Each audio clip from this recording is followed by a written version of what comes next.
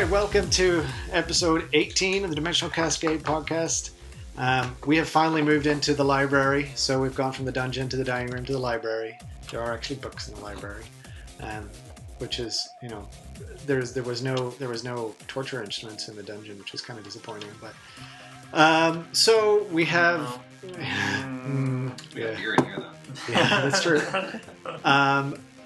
We have some special guests because Tom has decided to go to the East Coast for some reason. I think he's interviewing for jobs out there, which he's dead to me right now.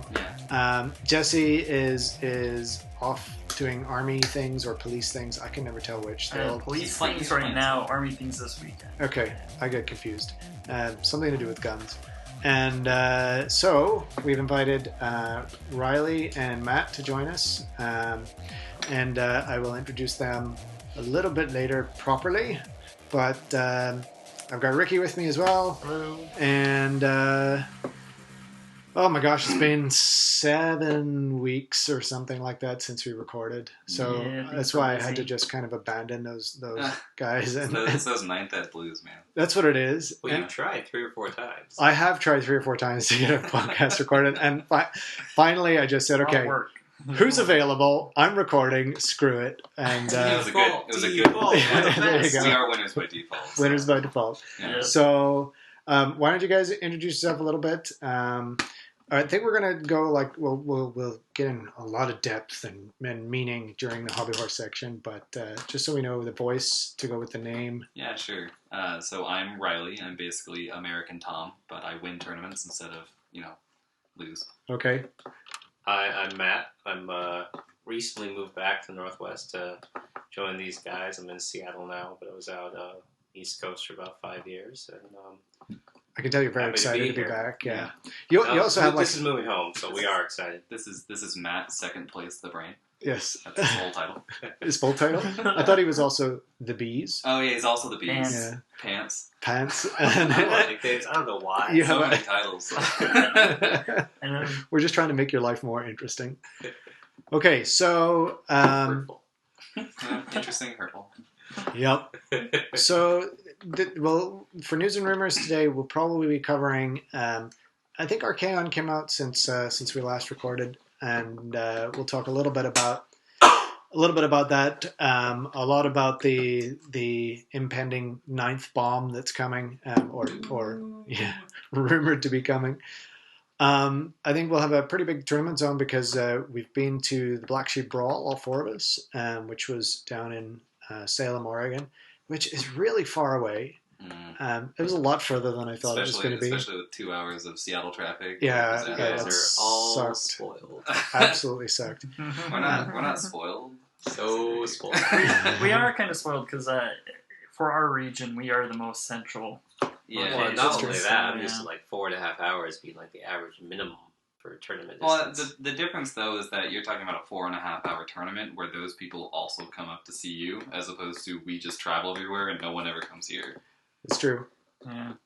There's a few hardcore guys that come from north, there's come always from the south. gang, right? Yeah.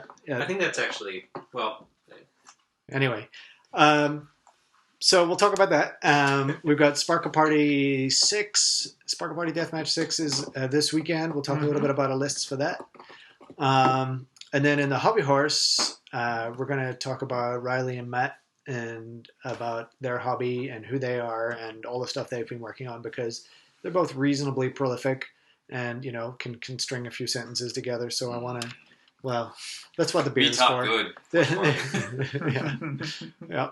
And if we get to it, we might talk about Swedish Comp in the end times, because Black Sheep Brawl used it and they came up with their own addendum for it. OFCC has come up with their own addendum for it. The Swedes will never come up with their own addendum for it. And 9th is coming, and it could all be a moot point anyway, which is why we'll only talk about it if we run out of things to talk about within the next 2 to 3 hours. Okay, and then I need to apologize because you guys might hear that sound. Those are his toenails. That's my toenails rubbing up and down Riley's leg under the table. I'm scraping. I'm currently scraping the templates.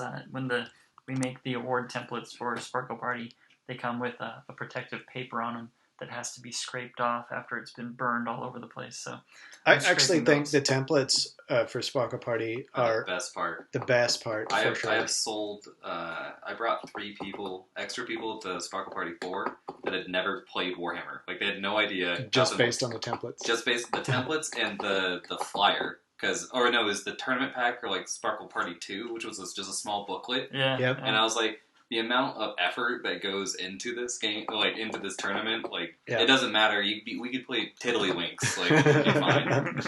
Riley, I found your template. You can just have this now. Oh yeah, it's just for the you. Is this second place? There you go. Beasley, we know this is yours. I didn't even play my 5th round last time. Thankfully, all of the microphones are attached to a stand because otherwise I feel like Riley might just drop the mic a lot as this thing goes on and walk away. I like to get the final word. All right. So, of course, all that being said, we're going to start with the pit. Given that Archaon was the most recent release from the End Times, we had a whole swath. Yeah. What's the American pronunciation? Swath. It is swath? Yeah. Interesting. Because I've always said swathe. Well, it also depends on what coast you're on. Is that British or just wrong? I think it's British because I think they have an E at the end of it. In Britain, I think it's actually... So wrong, you could have just... This is why I need Tom. This is why I need Tom in this podcast. I'm outnumbered. Wow, 3 actual Americans. Hey, I've got face is changing. Oh, you're also Canadian? No, I'm also... I'm French-Canadian from Quebec. Yeah, that's right. Okay, so with that big range of characters, we picked 2 of the ones that would be a bit more fun to play. Thankfully, Tom is not here to just do pew-pew in the pit, but I'm sure... But we brought Matt. We brought Matt from that. So... the flyer. Yeah. We're going to have the Incarnate of Fire, Caradrian, up against Grimgor, who is the Incarnate of Beasts. So, all of that being introduced, let's roll right on into the pit. The pit. The pit. The pit. Grimgor's model is... ancient. Really old. Still good, though. It's still pretty cool, but not compared to the orcs now. Like Like, if you look at the Savage kit... Not even just, look at the 40k stuff, or even the Warhammer Age of Reckoning special work they made. Yeah. The problem is I think to do him justice now, they're going to have to put him on a bigger base. Oh, yeah. He joined that 40 crowd, right? Where they... He could either be on the 40 or a 50. Well, he'd have to be on 50 for orcs. Yeah, I would put him on a 50 so he could join orcs. Oh, yeah. And just give him a nice big scenic base. I'd also put him back to his, 7th ed status, where he was just a monster. Oh, yeah. Because he had, anyway. That's fine. They made him kind of weedy. Well, let's talk about how he is as the Incarnate of Beast. So he's 460 points. He's Weapon Skill 8, Strength and Toughness 6, 4 wounds, 5 initiative, 6 attacks, and Leadership 9. So he's not too bad. And when you consider that Gitsnik is a magic weapon, gives him +2 Strength and ASF, so he's Strength 8 with ASF. He's going to... he's going to get rerolls against anything rank and file, pretty much. Well, he's always going to have rerolls that first round. Because he also has Hatred. He's immune to Psych. He's got Choppas. Choppas is +1 Strength in the first round of combat. Yeah. And Wah, which is one of the Orc special rules. That's the War Boss calls it, and you get +D3 combat res for the War Boss's unit, and +1 for all other Orc units. Okay. So good for whenever you need that. He has to charge, but yeah. Extra thing. Mm-hmm. Okay. I'm going to do it. You're going to do it? I'm flying. So you can't charge. You're going to try to boxcar bait, and I'm going to get you. Yeah. Riley, so Riley's going to be playing Grimgor. He's also got Da Immortals special rule. So it basically buffs 1 unit of Black Orcs. And I get to bring those, right? Not to this fight. Best of the best. Oh, Grimgor can reroll failed to hit rolls and to wound rolls in a challenge. Oh yeah, so this is gonna suck hard for you once you get into combat. Well, don't just cast Fireball. Don't be like He's totally gonna be like Tom. On the one hand, not just going to cast Fireball. He does have one you better stand plus. there facing backwards if you want to get charged. Okay. Locus of Gore. So this is his Incarnate special rule. He's got an innate bounce spell that is basically bubble Wissons. He's got a 12-inch bubble for Wissons at power level 6. And his other magic item gives him a 1-up armor save and a 5-up ward. That buffs ogres too. It's only buffs orcs and goblins and ogres. Orcs and goblins and ogres within 12 inches. It's kind of a fun rule. If you I want like to that play with a mixed I actually wish most of these guys, anyway, they didn't do the formation thing. They just legioned them.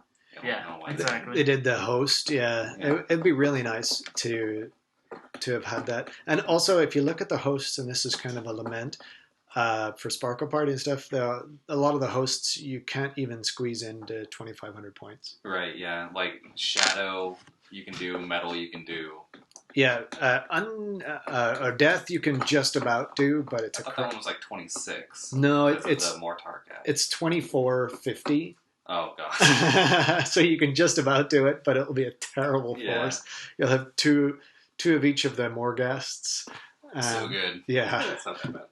It's pretty like you'd have 10 Graveguard and 10 skeletons. You hope Nagash summons an army turn 1. Yeah, like, hey, effectively. Please. Yeah. So that's Grimgor. And then Caradrian. Moment of silence for Caradrian's intro. It's great. So he's 590 points, so like 130 points over. He's riding on a Flamespire Phoenix, but it's a combined profile. So he's weapon skill 6. So this is interesting because he's a hero level on a monster versus Grimgor, who's definitely Lord level. So he's strength and tough 5. Which is obviously coming from the Phoenix. 7 wounds, initiative 7 attacks. That's all good. Also leadership 9. Has all of the Flamespire Phoenix special rules. So attuned to magic, which is that table that the Phoenixes vary one of their bonuses or penalties depending on what you roll in the Winds of Magic. Fireborn, which I think is a 2+ ward against flaming. Yeah, it's the dragon armor. Flaming attacks. Yep. Which really only... It does literally nothing. Nothing? It doesn't until even... you blow up the weapon. Does it even apply to his stomps? No, because nothing applies. So. Yeah. He can fly, he's a large target, he's a lore master of fire, and a level 3 wizard. You know all the fire spells. That's awesome. If you do not cast the 6th spell on me, I will be disappointed. Me too. He's got MR1 for all the good it'll do in this combat. Martial prowess, in case you wanted to attack in an extra rank. Oh, that's good. That is all that martial prowess does, right? That's all it does. Well, you also shoot in an extra rank. Shoot in an extra rank. Yeah. Well, and you can't even kill the monster now. That's such a useless rule to put on this model. Yeah. It's just a universal rule. They're just keeping it. Yeah, I understand, but it's still... Maybe, terror... And it's maybe forward, I feel like a lot of that it's stuff forward is there compatible because... that way. If they decide to change martial prowess. Exactly. Yeah. Or if Right. or if they change the idea that monsters can join units, like Yep, which is entirely possible. Or you do something like where in the Eternity King, like it's like replace instances of this with instances That's of true. this. and the Murderous Prowess Cauldron and stuff like that. Yeah, so he can only be included in an Eternity King army. Mm-hmm. Ashtari is the name of his Phoenix. Okay. There we go. We were trying to figure That's nice. Yeah. And Valor of Ages, which is the reroll against Dark reroll. No, it's a reroll Panic attacks. Yeah. Against Dark Elves. And Wake of Fire, so if you fly over, you drop, was it 2d6? D6? It's like D3 per rank or something. I have literally never been I think it's D3 per rank. Oh, yeah. I will So, flip Should it have up. let me drop the Immortals, man. Be killing so it. much Killing more it. damage. That flame cage, everything would be great. I'm going to look up Wake of Fire real quick. So he has the mark of Akshi. Akshi. Okay, well that's the flame. That's fire. Yeah. Fire wizard or fire wind. So this only comes into effect if he's slain. So if Grimgor kicks his butt, then Grimgor will suffer a 3d6 strength 4 hits with the flaming attack special rule. Oh, look at that. Flaming attacks. Yeah. It actually works. So strength 4, what's that, -1 on his armor save, so still a 2 up. 2 buffs. He has a 1-up. He does Yeah, 1 up, he 5 He had up. a special character, a 1-up. That is very nice. He's always had it. It's a magic item. It's because orcs can't get a 1-up, so they're like, Grimgor. Yeah, I wish they'd done that for wood elves. Well, it's because they don't, like, GW has openly stated in the past they only change things whenever absolutely necessary. Yeah. So he's had a 1+ for, like, 15 years, so. Yeah. He was one of the original special characters, wasn't he, Grimgor? Yeah, well, not one of the originals, but he's really old. Was he not in the first orc? But so that wasn't a 4th edition. They introduced special characters. End of, yeah, I think. Yeah, because I remember when the Wood Elf book came out. That was the first one that had like Orion and Ariel as characters. Well, they were all the Grimgor was one of the first because I can't remember what developer, but it was just his Black Orc or his War Boss. Yeah, which is what all those special characters are. And Grimgor is king. Cool. And okay, so interesting. So he does not have the Phoenix Reborn. So he doesn't come back. He doesn't get to come back. The Wake of Fire, D6 Strength 4 hits plus an additional D3 hits per rank. So he'll do D6 Strength 4. Yep. Even better than I thought. Yeah. Like you're sitting here, you're like, I'm all on Twitter. You're getting excited there. All right, so those are the combatants. Matt, you're going to be doing. My money's on Grimgor. Your money's on Grimgor. My money's on Grimgor too. Sorry, Matt. My money is not on Grimgor, but I'm going to orky as hard as I can. Just orc it. All right. Is that Grimgor? So you don't need to. Well, I mean, you can just fly away from me. Like I can't go. My heart's with Grimgor. My heart's with Grimgor. Yeah, you know what, Ricky? That's a good point. All right, so let's get you 24 inches away from each other. Grimgor's my spirit. Kill those stinking elf things for me, please. Those night ears. Okay, you want to roll off for the first turn? You want to? Whoa! Hi, mic stand. There goes Riley's mic. Yeah. A little weight. If you rotate it so that the arm, you can rotate the base. Oh, sure. Well, I'm going to lean in anyway. All right, that's fine. If you're good. All right, I will edit that bit out. Okay, so I rolled a 2. I rolled a 3. All right, you go first. Grimgor's going first. That is meaningful. All right, so I will advance 8 inches forward. All right. Oh man, that puts you 16 away from me. Come get crazy. Me. Give me some of them dice. Wait, doesn't that mean magic phase? Oh my god, magic phase. Go ahead. Here we go. All right, 10. I'm gonna throw 6 dice at giving myself super. Ooh, yeah, because if you the rule for the pit. If you guys don't remember, if you do dimensionally cascade in the pit, you auto win. I can't because in the advance, I can't even stop doing this guess. Darn it! I guess Matt can auto win. Hey, yeah, there you go. T7. You are and strength 7. And toughness 7. That is amazing. I can beat 10 if you charge me. All right. Well, I'm gonna fly over you. And go 20 and go here. Well, you have to be an inch away, Matt. Well, let's go like that. Well, there you go. Matt, don't do this. I'll do it once. So you can run right over here, then I can charge you. You got to do your hits. All right, so here's the hits. Poop some fire. Oh, 6 hits. 6 hits. It's a good start. And 0, 1 wound. Yep. Yeah, roll a 1. Here we go. Well, since you asked some nice things. And he rolls a 2 for a save, so Grimgor doesn't I like that you're facing nothing for your magic missiles. Really pro play. Yeah, well, I got time. Alright, I got a 3. Matt you rolls 6. Well, 3 is the highest. How Matt plays his games. Yeah, I know. He just throws dice and goes real fast. So to describe what's actually just happened here, the Phoenix has flown over Grimgor, landed sideways behind Grimgor, facing away from him, so cannot see for any kind of magic missiles. But he can totally cascading fire cloak himself, so that's pretty neat. He rolled 2 3s for the Winds of Magic, so 3 is +1 initiative. Yeah. All right. What are you going to cast? Well, I think that I'm going to cast a 6 dice Cascading Fire Cloak. All right. And it goes off. Does it?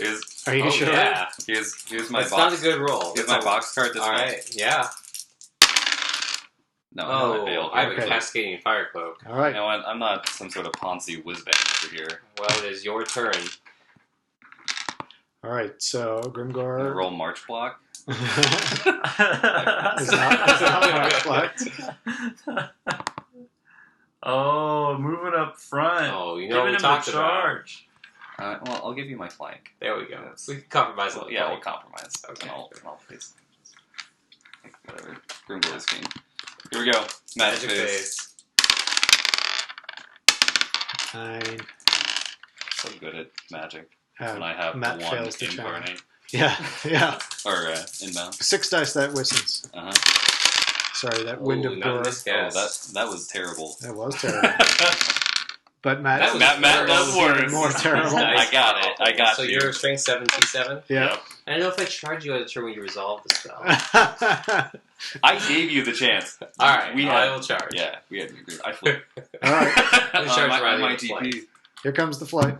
Alright. Oh, the 2-inch charge. Wow. Here's the magic. You didn't roll your charge. I didn't roll a charge. +1 strength. Alright. What do you want to cast? Strength 7 helps. Well, first I want to channel, which I don't do. Alright, but I have 7 dice. Ryder's got 5. The big one was a 5. I'm gonna 2 dice myself a cascading fire cloak. That goes off at on the the beginning 10. or the end of the magic phase. End of the magic phase. Okay, I don't care. It remains in play, so it doesn't matter. You've still got it. Oh, you already, you still have it. Oh, no, I'm recasting it. Because, you're recasting it? Yeah. Sure. Oh, to get the plus. Yeah. No, because otherwise you'd be able to dispel it. True. Okay. I choose not to. Alright. I don't care. Alright. And I'm gonna 5 dice, flaming sword. Flaming sword. Oh, I don't miscast, but it's a good roll. 15. Right. I got 23. Grimgor will put you in your stupid pointy hat face. That was really smart, Matt. No, he does terribly. No. To recast something just to prevent. So you've got a flaming sword of ruin. He's a cagey player. That makes up for turning away from the ability to cast fireball last turn. Alright. Alright, so the end of magic phase, I do 2d6 strength 4 hits to you. Which 7. is 7. And you're definitely going to roll a 1 on some of these saves. Oh, look at that. 3 wounds. Wow. 3 times. Can you get 1 through? Jeez. I don't know. Freaking OP over here. And Grimgor doesn't care. 2, 3, and 5. Alright. So why don't you go first with all your rerolls? Alright, I challenge. Well, crap. Yeah, you accept. I accept. I have 6 attacks, right? Pretty sure. I think that's right. Let me just... Weapon skill 8. Yeah, versus 6, so you're hitting on 3s. Alright, here we go. 6 attacks, yep. Here we go, bud. And reroll those misses from the hatred. Yeah. No misses. All the hits. I'm strength 10, because this is the first round. 10 feels like a lot. It's a pretty good strength. Like versus tough 5. I rerolled. Not 2 1s, but I am Grimgor, and this is a challenge. So, Well, that's good. So take 6 wounds. Well, the good news is I have 7. You have 7 wounds. 5 up board. Whoa, I make 2. Alright. So you got 4. I take 4. You're down to 3. Down to 3. Alright, so now I get... How many attacks? 7? Yeah, I think so. Yeah, 5 plus 2 is 7. No, that was wounds. You've got 8 attacks. 8 attacks? No, hang on, that's Archaon. Whoa, went the wrong way there. Let's use his stats. 7 attacks. Yeah, 7 attacks. Alright, so I'm on 4s once. That is 3 hits. Yep, tough 7, so 5 wounds. He's strength 7 right now. And he strength 7 and I have flaming sword. Flaming sword. So oh, 3 right. Yeah. Wait, why is he 7? Because he rolled a 5 in the Winds of Magic. Because it's plus 1 strength. Yeah. So 2 wounds, strength 7. Hang on. No, he's right.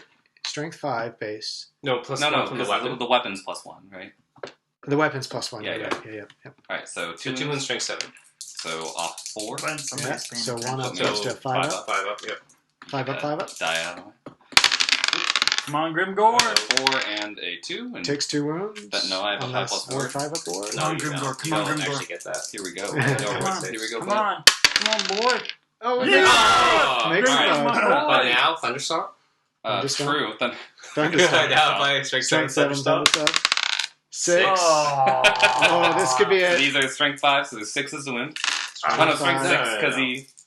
They're strength 6, they don't get the magic weapon, but they do get flaming sword. Do they? Because Thunderstorm specifically states you don't it's not a special rule. Flaming sword is not a special rule, it's an effect. I'm not sure that's true, but I'll So it's strength 5 with a plus 1 bonus to wound. So no, strength 6, because it changes the base. Oh, he's strength 6 from the... 6, yeah. He's strength 6 right now. So it's going to be in your T7? 7, yeah. So force.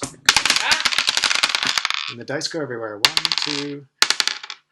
2 wounds. Pretty pro. So strength 6 is off 3. So 4 plus. Come on, Grimgor.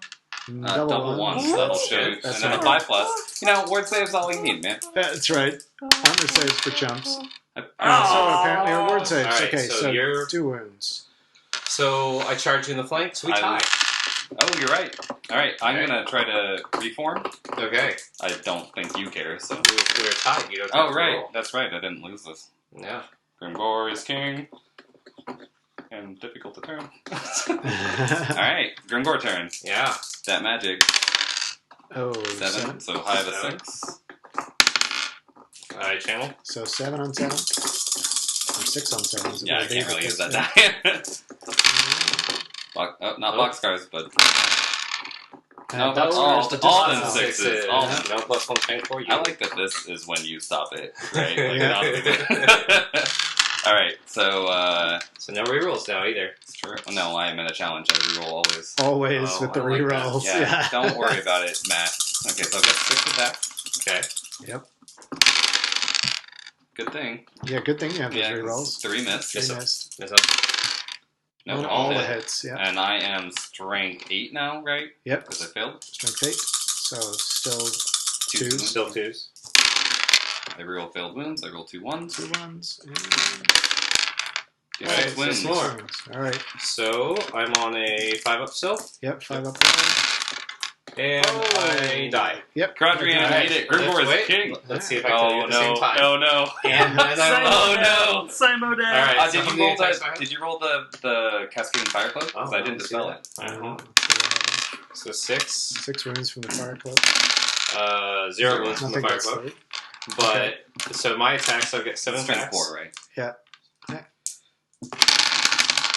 So 5 hits.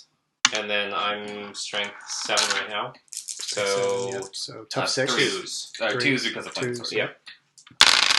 Alright, so 4 wounds. 4 wounds. Okay, Grimgor. Strength 7, so 5 up, 5 up. Oh, yeah! Mutual destruction here. No. Okay, 2 fails. 2 fail. And then word save. I need you to fail both of those. We can both die. Taking 2, yeah. Yeah. Oh boy. Fuse. 4 wounds. Fuse. We'll die. Both All right. Simo I down. still win this because I killed you first. Yes, you. I mean, I rolled my dice faster You did than roll you, your so dice. that's how you win a game. That's the moral victory right there. That's actually a pretty fun way to die. The thing I love about... I'm not sure there is a fun way to die. Well, I disagree. Who's that one French... the French president that died sleeping with women? They built a statue for him. Oh, okay. Fair That enough. seems fun. that seems like a good way He had to a heart play it. attack, but... Yeah. I think For the right reason. Innate bound spells in the pit are so good. Mm-hmm. Well, just in general, you can just throw 6 dice. Sure. I mean, I should have Usually just tried to do something else, but it seems funnier. Yeah. Grimgor, he's accidentally magic, so Yeah. Oops. yeah. Oops. I He's yelled pretty loudly and things happened. That's actually pretty accurate. Yeah. All right, so that was Grimgor versus Caradrian. I think that there was no shenanigans really there. I think that was a pretty good fight. Like last time when we did KFA versus Malekith, we got some really crazy rolls for KFA. Well, to be fair, I did miss 0 times. That's true, but you've got all the rerolls. Rerollable. Yeah, but 12 out of 12? Yeah, that's just, yeah, true. 12 for 12. You just had a bit of the wah. Yeah, it's why I wanted to play. Oh, you forgot to declare your WA. That would I can only declare it when I charge. Also, getting +1 strength was actually really huge. Yeah, it was. Yeah. Well, and the flaming sword, working. Yeah, +1 strength was good. Although, yeah. Anyway, but it's fine. It's good. It's good. News and rumors.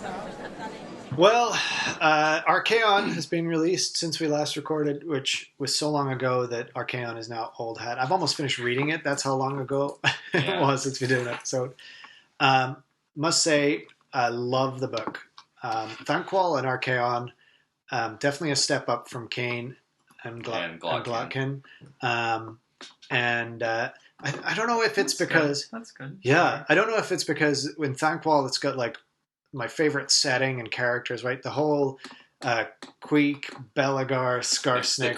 The Queek fight, I think, if it weren't for Grimgor, who, granted, I'm just biased about, I think the Queek backstory where he was getting, he's starting to get older was probably the best story they told. Yeah, I love the whole. As much as I've enjoyed playing Skaven, reading about how backstabby and how vile they actually are really put me off them all over again. Well, and then they continued it into Archaon. They did, yeah. What they do in there is great. Yeah. And the way that Archaon treats them. Yeah.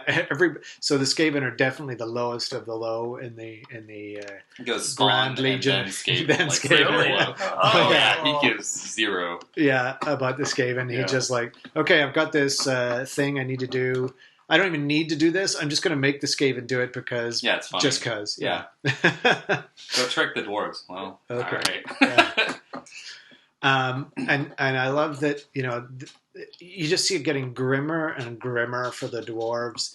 They're buckling down more and more. Yeah. They're losing more and more, and they're still there. Yeah, still tough as old boots. Well, they did one of the best lines. I think it was in the novel tie-in for Archaon. Yep. But there's a great line where it's a bunch of the dwarves are standing together. It's after Ungrim is already passed, and they're basically sitting there at the keep going, we're all gonna die here. And then another one goes like, yeah, but that's what dwarves do. Like that's their whole thing is grim resolve. Yep.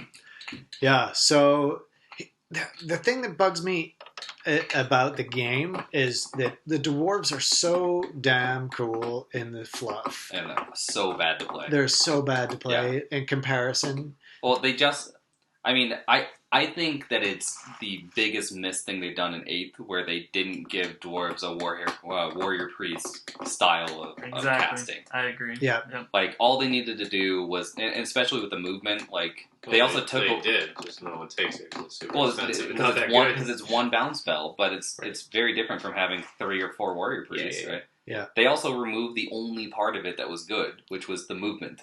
Like, the rest of it's alright, but... You know what they could have done, and this might be a bit heretical, but I really like the mechanic for the striking of the ancestor runes that they have in the Storm of Magic. And I don't know if you've ever read it. I don't remember. It's basically like casting spells, except you're forging runes on the battlefield. And so, obviously it's Storm of Magic, so it's like you've got so many dice and you're doing so much damage with it all. But it's like, okay, tone that down, give them effectively a runic lore, because they're casting these are runes of battle as opposed to, the armor runes or the banner runes or whatever. And they're... Now you're Rune Lord and you're Rune... what are the... Rune Smiths. Oh, right. The Rune Priests are from 40K. I was Space Wolves for a second there. Sorry, guys. That's okay. I activated YIF mode. They would have something useful to do other than just give armor piercing, which is like possibly the most useful thing they do right now. Which is really good. Yeah. Well, they're not that expensive considering that how their stats work, but... Sure. Yeah. You look at it, and like what you're talking about is basically, I don't know if any of you played it, but the Warhammer MMO, Age of Reckoning. I never played it. So I wanted to, but I couldn't because it wasn't on Mac. Let's not get into the game, but they did have the Rune Priest in it. Smith. I will never do that correctly. Doing it all day. It's fine. Thoric Jr. So yeah, they had him in that, right? And he basically did what you're talking about, which is he cast runes onto people, so it was like a continuous, right, like buff that you had or a heal. Yeah, I like that. And then they popped, right, when different things happened. Yeah, like that is a big miss. Well, and that's Vetok though. He's full on 5th Ed. Warhammer was the best edition, so. And I think that's the one edition I never played or read. Oh, I played 5th, and it was a travesty. It was a travesty mockery. A travesty, a sham, and a mockery. All the good news is we got a month or two until he goes Empire Wizards, and then we're fine. I'm sorry, what now? You mean when they just roll them into Warriors of Light? Okay, so that segues nicely into we were kind of Ninth Rumors. There. We almost talked about Archaon in that, so... that's all right. I don't care. This is the News and Rumors section, also known as the Freeform section. Oh, I just don't want to spoil the book for you. Or anyone else. I'm like...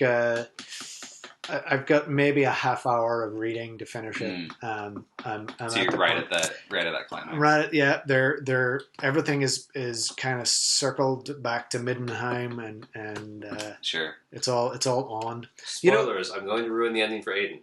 everyone dies. I knew that. Not everyone. There is a man in space. and some of the lizard men have already woman. gone. Oh yeah, those lizardmen are fine. The lizardmen are fine. Did they say whether it was man or woman, or did they? It says man specifically. That's disappointing. To be fair, that might just mean like men, right? Yes, it might just mean human. Yeah. No, it's GW. It's going to be a man. They do have something against. And then the lizardmen pick him up in their sex. spaceship, put him on Holy Terra, and make him their emperor. He was always the emperor. He reforms Primarchs out of bits of Warhammer Fantasy. Oh. There you go. That's why we have rune priests, right? It's Yeah, actually rune dead priests. dwarfs. Yeah, I was never wrong. I just know the future. Like, I get, you know 40,000 years in the future. Yeah, you Cro-Magnons back here, like, just confusing me. Oh dear. Okay, so we have had a bunch of rumors around 9th edition. It's allegedly going to be giving us pre-orders as of the 24th of this month. That's kind of the... I'm actually pretty psyched. The latest rumor. Me too. Yeah? Yeah, like, anything's better than waiting. Yeah. Like, anything. And literally anything that at was, this point. Yeah. That was one of the discussions on the channel with Anthony where I thought he made a pretty big misstep, was saying it doesn't matter if this is the best, best skirmish game or the best whatever they turn it into. And I'm like, well, no, it kind of does matter. If they make something really cool out of it, I'm not going to begrudge them. Like, yeah. I love fantasy and I would love to continue playing it, but, if they make something cool about it, that doesn't... I think the skirmish game's coming out on the 24th through pre-order, and that's separate from the release of 9th edition. That would be my hope too. Yeah, I think there's going to be 2 models. I think 9th is going to be the APOC version, and it's going to be a modified rule set. And It's not going to be released at the same time because here's cool. So the rumors basically are we're getting a box set which seems to have 2 small armies in it. Or 2 very small forces, I hesitate to call them armies, at the end of the month. And then this is new rules. And then a new starter box in July, right? So, to kind of, this is coming from one of the Spanish blogs that seem to be able to spoil everything ahead of time. Yeah, them and the Germans. Yeah. So there's going to be like 2 Warriors of Chaos units, a demon unit, a Chaos War Machine, and a couple of characters for Force of Chaos. And then there's a Force of Light, which is 2 infantry units, a cavalry unit, a War Machine. Specifically Dwarven. Specifically Dwarven. And it looks like there's also an elf unit in there, potentially, and a couple of characters, one mounted, one on foot. To be fair, because they've been talking about this Warriors of Light thing this whole time, right? Yeah. And the biggest thing that I, my takeaway on it is that's a really cool way to reform Bretonnia, right? Because they've been so old, and if you make a Warriors of Light, well, that's, Bretonnian, granted, aren't all, hugs and kisses, but... There was also a translation issue there, though, right? Because somebody said, "Oh, well, they're Grail Knights," and then someone said, "Oh, you didn't translate that right." It said they look like Grail Knights. Sure, and that's sort of the thing, is that renaming the faction is sort of what GW's been doing. Like, I don't think they're going to call them Holy Knights or Warriors of Light or something like that. But renaming is sort of their whole MO these days. Yeah. To get their unique IP going. Yeah, the Astra Militarum and all that. Yeah. Oh, so on the 40K side, they've been doing a lot of renaming. Yeah. Okay. Because of Chapter House. And because of the fact that you cannot trademark Space Marine. Right. No matter how much you try, you're still wrong. Yeah. So there's the conflicting stuff about whether or not you're going to have changed bases, and that's why I think there's going to be 2 separate, because like the box that's coming out, they're talking about these units, this small, like, dual forces light, forces darkness, something round bases. But then there's also some stuff coming out that maybe you're not going to round bases. And that's, to me, I think, what makes it lean toward... Yeah, you might see multiple iterations of the game. I've definitely been reading that too, but I trust GW about as far as I can physically throw that company. Maybe I'm being hopeful. As a concept. It's possible I'm being too hopeful, but I'm going to keep being hopeful until they... Right. Well, there's no reason to dwell in negativity. It's not helpful. Don't go all Anthony on us. Yeah. Man, you'd be the darkest Anthony, right? The brightest fall. Anthony is kind of like our group Eeyore. Yeah, that's pretty correct. But I, even if these do have round bases on them, there's been a lot of speculation and various semi-confirmed rumors that the round bases are only on certain units, are only for certain play styles. So I'll just wait. We'll wait and see. And see. I'm just glad that the waiting's done. Yeah, I know. I didn't want to have to wait until July. Yeah, maybe they fixed everything. It'll be amazing. See that would be my most. I actually read an interesting. Someone posted on the Ordo Fanaticus forums where a blog had written up basically like the meta changes that went on through 8th. Yeah, that was Paint Hammered. Blog, yeah, and I thought that was really because I skipped a lot of 8th because the game. Like I come from 7th and 6th and from competitive Warhammer, and the skill ceiling dropped so much, which is a very drastic change. Yep. But it was very interesting to read through it, and I feel like looking at it, if they changed, the skill ceiling up, that would be my most fervent hope. Is that just think about it again. But I would like that too, because I think what happened. I've only been playing 8th for a couple of years. And so once you reach a certain point in playing 8th, and we were having this discussion on the way to Black Sheep Ball, there's not a lot left to learn. Not a lot left to learn, and you just you have to hope that the dice do the right thing. And, that's not 100% the case, and I definitely think there is skill. Yeah, there's a bit of hyperbole in there, but the point still stands. For sure, right? Whereas if I look at something that is more skill-based, someone who is more skillful than me will win more often than they lose.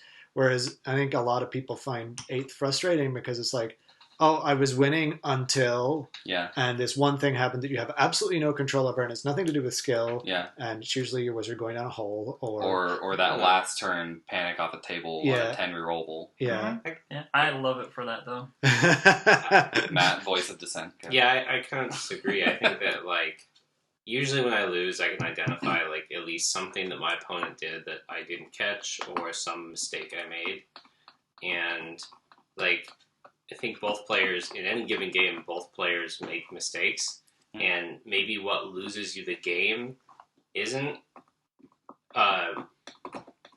you feel like your wizard going down the hole is what lost you the game, but if you played everything else right, you still would have won. And there's a really good video by a guy, one of the European guys named Furion, who he's just walking through and showing a decision point map throughout an entire game of Warhammer, and his point is the game is complex enough that most people make suboptimal choices, and when you lose and you feel like it was your dice, sure, that may have gone wrong, but if you had compensated 2.5 turns ago to make it so you never got in that situation in the first place, you would have been fine anyway. So, I feel like I'm still learning Warhammer every game I play. Hopefully you are.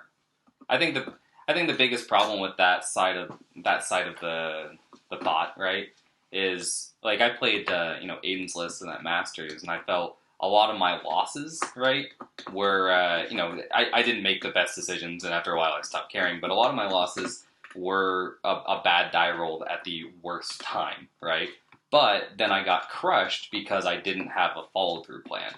And I feel like a lot of what you're talking about is when when you're not your Vampire Lord, but your Hierophant or your Slan or whatever, goes down the hole on a 2-die spell, and you go, well, that sucked. You have a follow-up through to try to scrounge something. And that's not quite the same thing as saying that this is a skill-based, a bit. It's more an exercise, and if you build your list correctly, you can crawl back to draws or minor wins from major wins. No, the simple example of what I'm saying is, and I think this happens much more often, is someone says, I can't believe I panicked off on a 10 reroll, but there's no reason you couldn't have been outside of 6 inches in the first place. That's the phenomenon I see. I was actually, in my head, I was remembering... 6 inches of a hell cannon? No. 12 inches of Velcro. Just any panic test. I can't believe that died and my Death Star panicked off. Well, why were you within 6 inches of it? Mine was more the. I was remembering a battle report I just watched where a guy was playing Beastman and playing against a Demons of Chaos army, right? And it was this scenario where, like, you had to get a unit into their deployment zone of fortitude, and then you break their fortitude, and he was like, okay, I'm going to get a minor win, right? And then his, Bestigor got hit with a panic spell, and they got that 9 rollable right off the table. And that's how he lost the game, right? It went from what was a very close game, right? A very, in terms of all that, into a crushing defeat because of 2 dice rolls. And I think that's the real problem is when you're faced against an opponent of reasonably similar skill, you expect that the result is going to be only a few hundred victory points in either direction.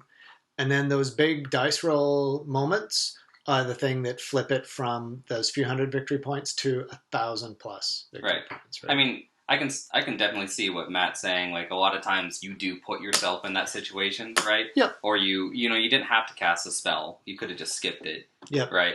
But I feel my discussion on skill cap concerns more the idea of... I completely lost my train of thought. Well, so we were talking about ninth, and the hope is, in what general, game is you have this? less... 40k. Rune Priest. It was about 40k, actually. I was about to make a point that Warhammer's... a lot of Warhammer's appeal is the idea of having small dice pools, so 2 dice make a huge difference versus something like 40k, where you roll 400 million dice, and that's how you do it. It's just deluge, right? That's how they come closer to an idea of... statistical normalcy. Yeah, exactly, which doesn't exist in fantasy, really. But... I feel the biggest problem with it is what we're talking about in terms of keeping things normal, like Matt Powell not bringing that BSB to Masters, is that it forces Chris Powell, sorry, yeah. Everyone's called Matt. Everyone's Matt now. Yeah, Matt. Sorry, but yeah, it's taking all of your names. But yeah, you get stuck into this sort of cycle of lists being the same. Like, sure, the meta will shift with something like. What we were talking about earlier with that Ogre release book, the Painter's Blog or whatever it was. Yeah, he said the Ogre is the Monstrous Cab, right? But that was an external change, not an internal one. We were not changing our lists until the meta actually shifts around us, which I do find to be a bit of a problem. Yeah. I think I would love to. I mean, there's a few things that I would love to have happen. I would like the game to be playable in 2 hours rather than 2.5 is the minimum. And if you don't have a 2.5 hour tournament clock on you, typically your games are going to stretch to 3.5 hours. And I would love for the game naturally to finish in 2 hours without losing the size of my army or the anything else. Yeah, the epic feel of why we play Warhammer. For sure. You guys start getting into combat. Yeah, so that's... What did you say? Beasley's plan is that his turns only take 20 seconds because he just rolls shooting attacks. And I don't know why you would get into combat. Right. That takes a long time. As long as only one person is rolling dice each turn, it's much quicker. I usually just plan on failing all my animosity and standing there, and then my turn goes really fast. Yeah. I mean, I take that back. You can get into combat, but you should only do it when you have such overwhelming force. If they don't... No, I take forever. I feel like you're doing that wrong. You only get into combat when you have always strikes first, and only you roll dice, because they're all dead. That's what I said. Oh dear. Okay, so to get back on topic a little bit, what we're saying is we are medium hopeful that 9th will bring improvements. I'm very hopeful. Hopeful. We're all very hopeful. Hopeful is different from expectant. Expectant, yeah. Very hopeful, medium expectant. Yeah, I'm very hopeful that ScarJo shows up right now. No, sorry. Shoot. Okay, so we will know more probably by the time we do an episode. Next episode that we do, it'll have been released. It looks like it'll be released the weekend of Victory or Death, so we'll all be up in Canada for when it gets released. That'll be fun to sit and that'll be a cool group to talk about all the QQ about. Exactly. I mean, as long as none of us mention the bad word of end times. That's right. This is right. Apparently, Canadians hate end times. The Canadians hate the end times. They do hate the end times. In America, we're built to accept the end times. Withstand the apocalypse. Actually, I've been talking to some people back in my previous Warhammer community. I think we may be the outliers. I said America, not the East Coast. Yeah. I apologize. Speaking as someone born in Virginia. All offense intended. All offense intended. I think we are probably the most laid-back region when it comes to Warhammer. I mean, the West Coast as a whole, yes. Yeah, because California is pretty laid back too. Yeah.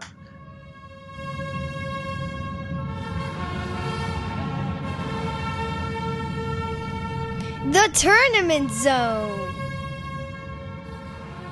I think we kind of deviated off all the news and rumor stuff and just started talking nonsense. So why don't we just roll on into the tournament zone? Because I was about to say, we actually have tournaments here that are using end times.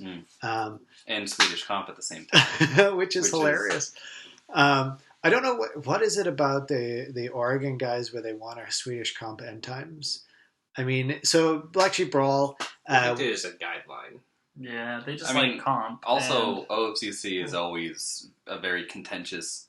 That comp issue is very contentious because some people, sort of like want to play the way we are, which is we're pretty laid back, but we like to put lists out that aren't garbage. Yeah, we self comp away from the completely broken stuff most of the time, Riley. None of my stuff is broken as long as I get a kill turd. He can usually do worse than he does. I'm not sure that's necessarily a resounding recommendation. I sit there and go I could have brought this, but I could have added one or two more things. Yeah. But, I only mocked 4 skull cannons. It's not my fault. Hey, the stuff you did I that paint too, just happens to be good. I only had 2. Yeah. I had one. I had 1 skull cannon. No, we both had 1 in our army. I just only had 1. I had 0 in my army. I'm sorry, you summoned 4. We played a tournament where we summoned skull cannons. You had 4 on the board against me at the same time. Yeah, I stole those from Anthony. Oh. I allowed people to summon demons, thinking, there'll be all kinds of interesting demons on the table. No, man, we told you day 1 that was a bad idea. It's only going to be skull Pretty sure I cannons. didn't know you at the time, and I emailed you. I was like, I'm pretty sure this is going to happen. You probably shouldn't do that. And you were like, I'm going to do that. And I was like, okay, I'm going to do that too then. Hey, I got it changed from using all the rules, where all the demons would be unbreakable too. Like truly unbreakable. It was pretty funny. I don't know. I wasn't even back on the West Coast yet, and I was emailing you, being like, "Are you sure we can summon demons?" Yeah. And that was the one you had to do well to. That's right. That was your master. Oh yeah, I had to do it. I was like, you must have had a lot of anxiety. You're like, Matt, this is a whole new meta for me. I don't know what to do. Matt, you are thankful that I gave you my spot, right? Because I'm the one that gave you that spot. Out of my generosity, second place, Matt Beasley. All right, before Matt has conniptions, let's talk about Black Sheep Brawl. So this was run by the Black Sheep, the Order of the Black Sheep, which is a great set of guys. Yeah, gaming group down in Salem, Oregon. Salem is the capital of Oregon, and like all those small town capitals, looks an awful lot less impressive when you get there. I think we had that discussion. Yeah, we had this whole discussion. Yeah. And we tried to figure out how many capitals are real cities. So I grew up in Oregon, and I lived there until I was 22. Yeah, I've never actually been off the freeway in Salem before. Yeah, I did the same thing in Kentucky, driving from Louisville to Lexington. You're like, what is a Frankfurt? Yeah, no one's going there. But the chaps from Salem, very nice, more than made up for it. And it was in a lodge. Yeah, one of the lodges, Elk Lodge. That's right. Yeah, it was a nice big facility. It was good. It was a cool idea for a tournament. And I wish we had more stuff like that. Yeah, we just rented out space. I wish we had stuff like that in Seattle, because that's what the Victory or Death guys do. They have well, everywhere else. So expensive. I mean, there's a game store in the area on the east side that's trying to monetize their area, and I'm like, you can't do you have to have a separate area that you monetize because you are trying to float barely in the black. That's how these work. Yeah. Anyway, so it was in this Elk Lodge. It was a 2-day event. It was 2,400 points, which was interesting. Yeah, and it was end times Swedish. So they released their own addendum for the Swedish Comp. I wonder, do I have it here? I should probably just bring that up because it's kind of interesting. I like the I mean, considering how much time they had to put it together, I liked what they did for the elf comp, where the Phoenix King and the Asterian host were basically uncomped because they didn't gain a rule. They lost one and gained a rule, right? And then the other ones had the Eternity King had a huge comp because you're gaining a free rule. Yeah, they were comped, but they were very lightly comped. I thought it was like 2 a unit. I think it was like -1 or -2 a unit. -2 a unit. I could have taken it on my army, and it would have put me from like down 1 full comp point. Oh, okay. Sure. Well, I didn't build any out of it, so I just took a look. I took a host of the Phoenix King, so yeah, I think it was minus. I'm going to bring it up right here. Yeah, talking about how gamey I am, and your son brought a 2. Well, he's 9. And you helped him write the list. I wrote the list entirely. I'm like, okay, so last GT, Finton took... Yeah. You want Grumman for Sparkle Party, right? Sparkle Party 5, right? For Sparkle Party 5. No, for King of Cascadia. King of Cascadia, which was Swedish Comp. It was the whole Masters Comp. Yeah, and there was only 20 people at it. And, because he didn't have a fully painted army... he ended up coming dead last, and that was, when you're 9, that's a little hard to take. Crestfallen. Yeah, he was a little crestfallen. So I'm like, okay, this time, son, we're bringing the filth. That was the interesting part of Black Sheep, is that they added Swedish Comp, but then it was basically uncomped. Yeah. Like, I changed my list because it was 2,400 points, but otherwise did nothing. Well, they said it was a guideline, and they said be above a 0, and they said, and then they did first round pairing based on it. So, you say Swedish and you say end times addendum, but I thought, their end times addendum was not particularly exact, but it didn't need to be, because it was just because it wasn't really feel for what you were right. Like I thought that tournament was fine. It's just when you get threads, or I've read threads about Black Sheep where they're talking about, this happened in Swedish tournaments, and I'm like, yeah, but it wasn't really. Yeah, it wasn't really a Swedish tournament. Yeah, it's not even close. Because a real Swedish, you'd have between an 8. Right. We basically used it. Yeah, we used it as that guideline to not go a -5. Right. Yeah, and most of the Swedish tournaments are above a 10. Like 8 is. I thought the average. No, 8 is what like Australia and America and stuff use. Everywhere like in else Sweden, it's like a lot of their tournaments are like 12 to 16s. And, I mean, ours is effectively you need to be around an 11 at least, and more like a 12, 13 to unless you're gonna murder face 20-0 everyone on your way to the top. Don't be an 8. So their end times addendum. Most of the big special characters were -100 plus. Like Nagash was -160, Malekith -175. KFA was also like in that 170 range, I think 160. But like some of the smaller characters were pretty reasonable. Like Gutrot's Fume, for example, is only -35. The smaller characters aren't a problem. Yeah, exactly. And I actually thought it was really good to have an end times tournament for a start. And the way that their tournament works is it's extremely scenario driven. So like it's also narrative. Yes. Yeah. So there's 5 scenarios that lead on one to the next, and you earn these loyalty points as you go through. So the whole idea behind it was you're trying to raise the dead of this old Black Sheep special character guy, right? I can't remember exactly what his name was, but and so like in one of the scenario in Baron the first Black Sheepish in the first scenario, there were like these 4 burial mounds, and you had to go and claim the burial mounds. And then like this, I don't know if it was the second one, you're hunting for the banner of the Black Sheep, and you have to go into the different territory. Each terrain piece on the battlefield had a little card hidden underneath it, and you had to search, make a leadership test to check the card and see if you found the banner or if you'd found a decoy. That was scenario 4. Was that 4? Yeah, it was the one I played Moses in. The second one was the cart. Second one was the cart, right? You've got a cart of... I didn't get that one. I like that one. No, I mean, I like the scenario, but as the narrative part, what were we doing? I think it was... Taking some loot. It was the loot It's something that they've always done, they've always had a loot cart scenario at Black Sheep, and so he had to kind of squeeze that in because the people were like, we need the loot cart. So it was the Kane book of the yeah, basically. And so the first one is raiding the burial mounds, and then the second one was protecting the wagons from all the ancient relics that you found in the burial mounds. Okay. So kind of shoehorned in a little bit, and then the race to the Wizard's Tower. Oh, that one was terrible. I have mental scars from this. I'm going to move swiftly on. Battle Standard of the Black Sheep, that's the one I just described. And then the last one is once you've earned all these loyalty points, you can use them to basically do kind of like bound spells in the last Blood and Glory type scenario. So I really like this part. I think the cool part about it was that your loyalty points, the amount that you earned was an equal weighting to your battle points at the end of the tournament.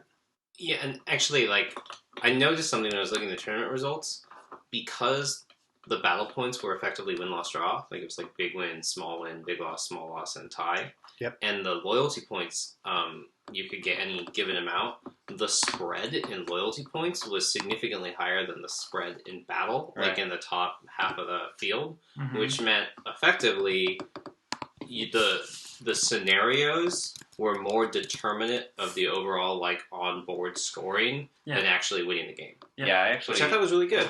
If it weren't for the totally justified paint hit I took, I would have been in 5th, and I lost 2 games. Like, yeah, I actually would have, I think, been top 3. Yeah. Because I only lost 1 game, a draw, and 3 wins. But so what I'm going to say about I love the narrative campaign or narrative aspect. Aspect of the tournament. I thought it was fun. I thought it was great, but it does overly penalize slow-moving armies like mine. I found it impossible to get to more the aggressive armies. Says the I actually like. But so I think you fell by the wayside, but rewarding an aggressive army versus dwarf gunline in the off in a corner, I thought was a good idea. Yeah, no, and that's a self-imposed thing. I play my army because I like playing my army. I knew it wasn't going to do good at the scenarios. I did really well at battle, and so I feel all right. Yep. But what? Did you just use good incorrectly and immediately follow it with using the correct? Probably. Yes, he did. He's mixing his grammar right here. Yeah, product of the American school system. Oh yeah, that's what happened there. I thought the only scenario I had a problem with, like mechanically, not nothing else, was the Watchtower one, and it was only because I didn't like it either. Like, I get you build your army towards it, and there's a lot of things, but a lot of armies are naturally inclined to do that, like Lizardmen, right? Yeah, and a lot of armies just can't get there. Right? Yeah, exactly. Yeah. Like mine, I couldn't get there. Oh, yeah. And then the tables, like I played that scenario on a table with 0 terrain. Like I had a tree, like literally a tree stand in the middle of the table, and was like, nothing. Yeah. I think with my Wood Elves, or the host of the Phoenix King, because I couldn't bring a free forest, I played on the only table that didn't have a forest on it. And I played. Thanks, guys. Good job. I played against Matt, and we had just practiced that scenario with our armies 2 nights before. And if it could have been any other scenario I played you against, I would have been much happier. Yeah, I think a comment on the tables is they were beautiful. Yeah, they were really, really, really well put together, and sometimes very unbalanced. Yeah, well, okay. The first table I was on had so much terrain. Like I was playing against a dark elf player, right? Yeah. So it's it's a pretty fast army. It's got a lot of that scoot and move, right? And he couldn't physically move his units, so we had to call a judge over, right? Because we just started pulling terrain off. Yeah. And one of the guys walked over and we were like, you can't use this table. Like we will never engage each other. And I have a bunch of flyers. Yeah. Right? And he was like, yeah, we should probably fix it. So just quick fix before the game begins, right? And then I played on that table it was a Realm of Battle, right? Like G-Dub table. And then I had basically a tree stand in the middle of it. And the Skaven player and I were looking at it going like, all right, I guess this is what we do. My first battle was against Skaven, and it was the Dawn attack variant where Should I just hand this one to you now? Yeah, just get that here. Yeah. he just cleaned off the first placement award. Yeah. No, that's favorite opponent. Yeah, I mean, you can give that to me usually too. gets that too. Yeah. I only lose it because I won first place, and that He's tricking you all. He's French Canadian. Yeah, I'm actually speaking French right now. You guys are. You're just hearing the Canadian, not the French. What was I saying? Oh yeah, so he had a Skaven army, and we were playing on something that kind of resembled, Nevada desert with the hoodoos and standing up and he rolled almost everything in that central zone. Like, so he had Doom Wheel back there, he had Warp Cannons back there, he had all of his big blocks back there.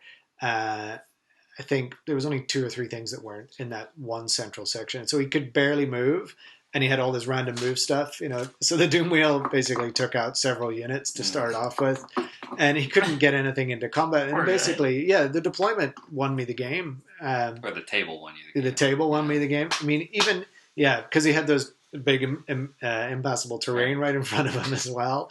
And the whole thing was like narrowed at the sides by more terrain.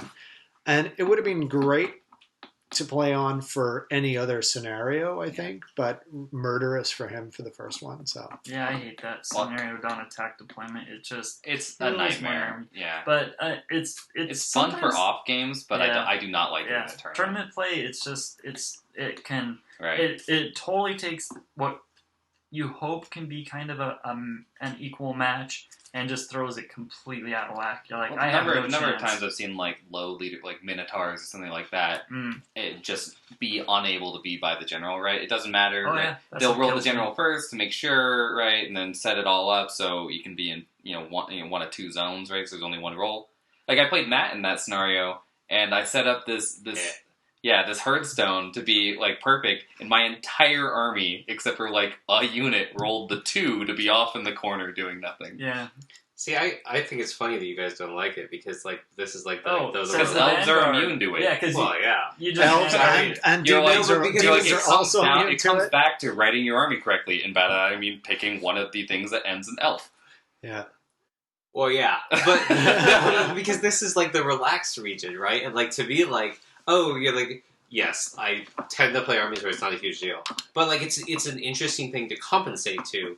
So I would think that would be something that you guys would like, but like we said, we I don't playing like it in friendly games. It's actually kind of fun sometimes. I don't like games being friendly games. Yeah, I don't. They are mostly, but I don't like games being over before they start. Yeah.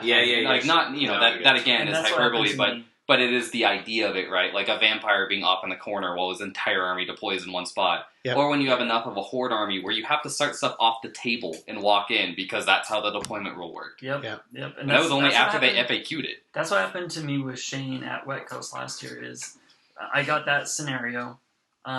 They had 1 foot by 1 foot square impassable terrain in each corner of the table to make this table look thematic, and I literally could not deploy, and he just caca-bombed me, and I lost my whole army turn 1. So, and all because I couldn't be within leadership bubble. And so, like, what can you do? You can't do anything on that, and it's because of how that scenario works. That scenario interacted with that terrain, I mean, and I was like, well, that was the fastest game of Warhammer I've ever played, Shane. Let's go hang out. So, should we briefly go through, since all 4 of us played at Black Sheep, should we briefly go through, like, day 1 and day 2? Oh, sure. Go for it. Yeah. At least you, Matt. Yeah. Well, I'll go through day 1. You guys. So, game 1, I played... Do we have this? Oh, sure. I can bring up all the game 1s and stuff. So, I played a really nice guy. I think it was his first tournament. He was playing... well, I guess... My army, really quick, was Robert Boquist. Robert Boquist. So I was playing a pretty traditional Dark Elf list with a Cauldron Horde and a beginning of Dark Riders with all 3 characters on Lower Shadow, and a Pig Rider and some Warlocks and 2 Bolt Throwers and some Shades. It was like a comp 5-ish Swedish. But so Robert was playing with Lyriel. Host of the Eternity King. host of 3.3 was his comp. Avatar Visha, I believe is what he was. So he was playing the Avatar, and So not the big bad one. Not the Incarnate. but it's still the healed everything one. But he was playing very MSU. Like it's a 3.3, but it didn't. He was building it to the models he had. He had like 10-man models, units of stuff, and he had a Lord of Star Dragon and a Illyrial, and we had a really fun game. But it started with me sitting in the first turn and pitting off the Star Dragon turn 1. That kind of defined the game from there. Round Boring. That took too long. I'm sorry for that. No, I mean pitting off a dragon is I boring. was going to say, what a long story. Pitted off that dragon. That was the game. Yeah. I was like, oh, a dragon's gone. I apologize. So round 2, I played a guy named, I think, Alan. Hang on one second. Okay. This is one thing that I like about the combined monster profiles is Pit is less of a threat for them. I actually like everything. I mean, I'm not saying that it's super balanced, but I do like that it's combined, if only because G-Dub, still, I've been playing their games for like 16 years, do not define what a model is. What is a model? Please just tell me. Should I just keep this one for myself? Yeah, you should. Okay, Yeah. thanks. Just, just make this for yourself, man. Make yourself feel good. So round 2, I played, I think, Alan? Let's see here. Matt Beasley played Alan Hungerford. Alan Hungerford, and he was playing also an End Times Army. He was playing Legion of Chaos. 1.3 comp. Just rolling through. And but Alan unfortunately deployed across me with a gigantic river in the center of the entire table. Was that the lava table? The lava I table, also played and he was playing 1.3, but it was a big Demon Prince. It was like 90 comp, and then a bunch of stuff that had to come across the river, and I just sort of stood there and charged him as he came across the river, and that was also fairly good in fighting. I did not kill the Demon Prince for the entire game because I couldn't do that. You're a quitter. Yeah, I quit. I just tried to kill the Demon Prince, and I was like, I don't want to anymore. It flew around in circles, and it made me sad. Yep. But I killed the other stuff, so that was good. Actually,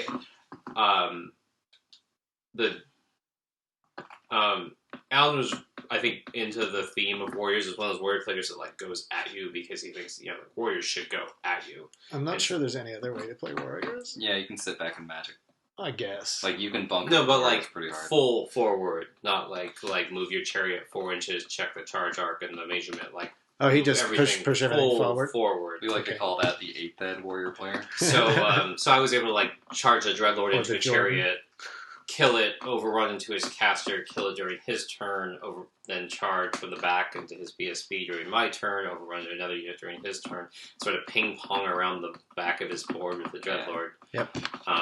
And he was a nice guy. It was a 2, but he was playing it in the thematic Warriors way of everything goes forward as hard as Actually, I didn't see any of the hard list, the 2 or the 5 unders, right?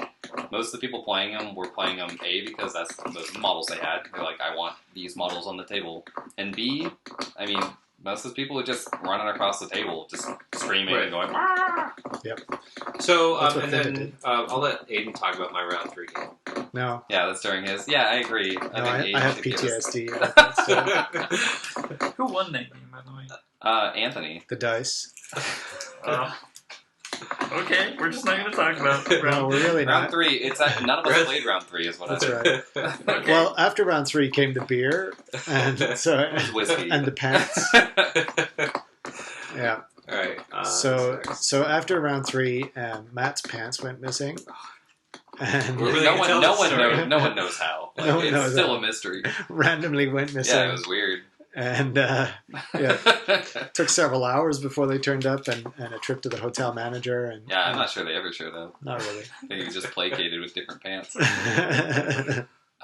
So my first day, I played a Californian fellow. Who I don't remember his name. You're round 1. Let's see. Riley played. I mean, I didn't remember. Joseph Pagano.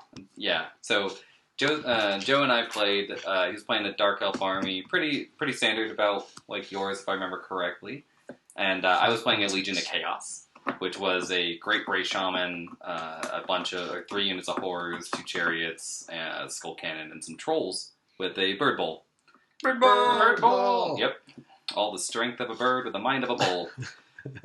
So yeah, we played our game, and I was running the Lore of Undeath, and I ran into a bit of a snafu with the judges because I did I was putting unpainted models on the table, or partially painted, and they were like, well, that's against the rules, and I said, well, it says army, right? Like, my army list is what it says there, and they're like, well, that includes this. But thankfully, Joe is a pretty nice guy, and so we just... The downside about it was that they told you to take the models off the table during the game. The biggest problem with it was that I had just finished casting a spell, and then they asked me to remove the models, right? And then walked away, and Joe just looked at me and went like, let's just change it, right? Let's just change what we did there. So it worked out just fine due to a very amicable opponent. I don't remember a lot of what happened, except for him trying to last turn shoot a Terrorgeist with his wizard, dimensional cascading down a hole, and then winning me the game. And I just looked at him, and what were we speaking about? The games flipping because of dice rolls? Yeah, the best part was the look on his face when he realized he had just killed his wizard, lost the game because of it, to try to put wounds on a model worth nothing on turn 6, absolutely nothing. And yeah, you've also just proved Matt's point about not making good decisions. Right. It was I was like, I don't think that everything together worked to get that point. But anyway, round 2, I played a guy, Dustin. Yeah, he was playing a legion or an undead legion, but it was just vampires. He just ran it basically to not crumble. And we had a pretty it was a very fun game. We basically just ran at each other. There was a big swing combat in the middle of the table where I think my trolls beat a flank charge from his vampire lord or something like that, and the game just went downhill from there because then I countercharged with an entire chaos army. But which was pretty cool. He was also running Lore of Undeath. I enjoyed just sort of seeing the ways we were doing it were very different because I was basically just trying to summon archers to get some shooting and get a Terrorgeist out there, and he was definitely trying to get more gas. The big fun stuff. The big fun stuff, yeah. He was the fun guy, wasn't he? Round 3, I believe I played Skaven. Paul. Paul, another Californian. Yeah, his army was beautiful. Yeah, he had a gorgeous army. He got my paint book, and he had a beautiful display board to go with. Yeah. Well, it was funny because when we first began the game, he was very quiet. He was there with his girlfriend, and I wasn't sure whether we were going to have a very I'm a very animated player, so I wasn't sure what sort of game we were going to have. And then turn 1.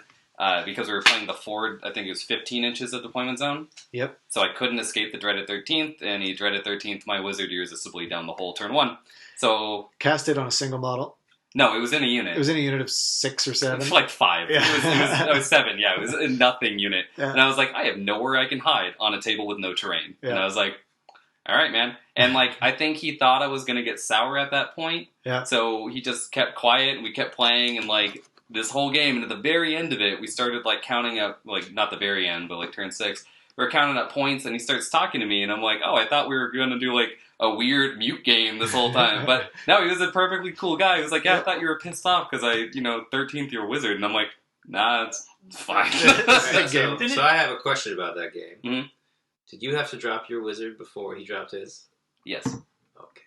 It turns out Skaven outdropped Chaos by about 10. We had a bunch of 10 drops. Yeah, he was using. I had 1. You mean the 1 unit? He had 1? I had 1 unit. That's just lazy. That's what you did wrong. He had rat darts, and he had 14 drops, and I had 6. Some ridiculous amount. Yeah. That's why he got. I played him in the first game. I was just saying. That's why he got all jammed up in the middle. Because he just so many drops. Right. What's the range on Dread 13th? 24 inches. So it's a 34-inch range spell. 34? Oh. Total. Yeah. And it was the one with the towers, and turns out my army only has one thing that can get in the tower. There was no way to be more than 34 inches away from turn 1? No, it was Really? impossible. I thought you were only a 7-man unit. Scriptures. No, it was impossible. Oh. Yeah. Okay. I can tell you about it. Oh. Yeah, it was pretty funny. At the end of turn 1, I was like, well, that was a dumb idea, and then I was like, well, I should have hidden it, and then I was happy because I thought I could hide in the trolls, and I found out that they'd FAQ that, so you die anyway. So I'm glad I didn't at least do that.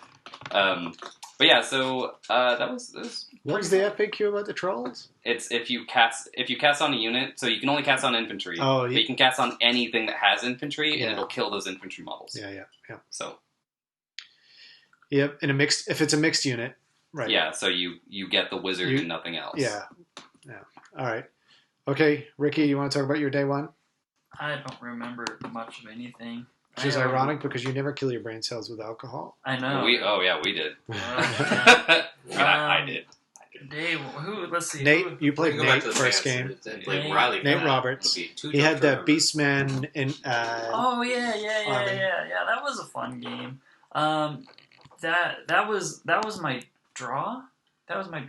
Yeah. And that's one of the games where, like you were saying, or like we were saying, that I was winning it pretty soundly, but he had a bowl, not a bird bowl, and I was doing everything I could. Did you play Nate? Mm-hmm. Yeah.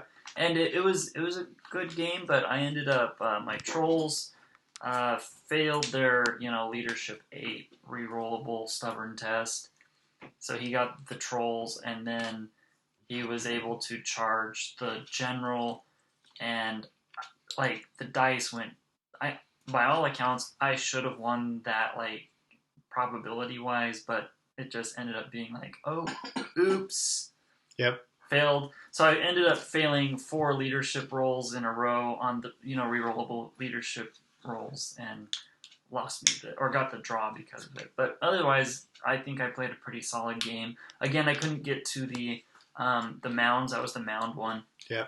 I couldn't get to him because we both were kind of having a standoff, and he would definitely tear me up because he had his big Vestigors, which I was keeping tied up the whole game with either chaffy stuff or throwing manglers where it was a threat and everything like that. And so we had a standoff, and then by the time it was clear to move, I was just too slow to get there. So, which is the nature of my army. But it was a really good game. He's a nice guy.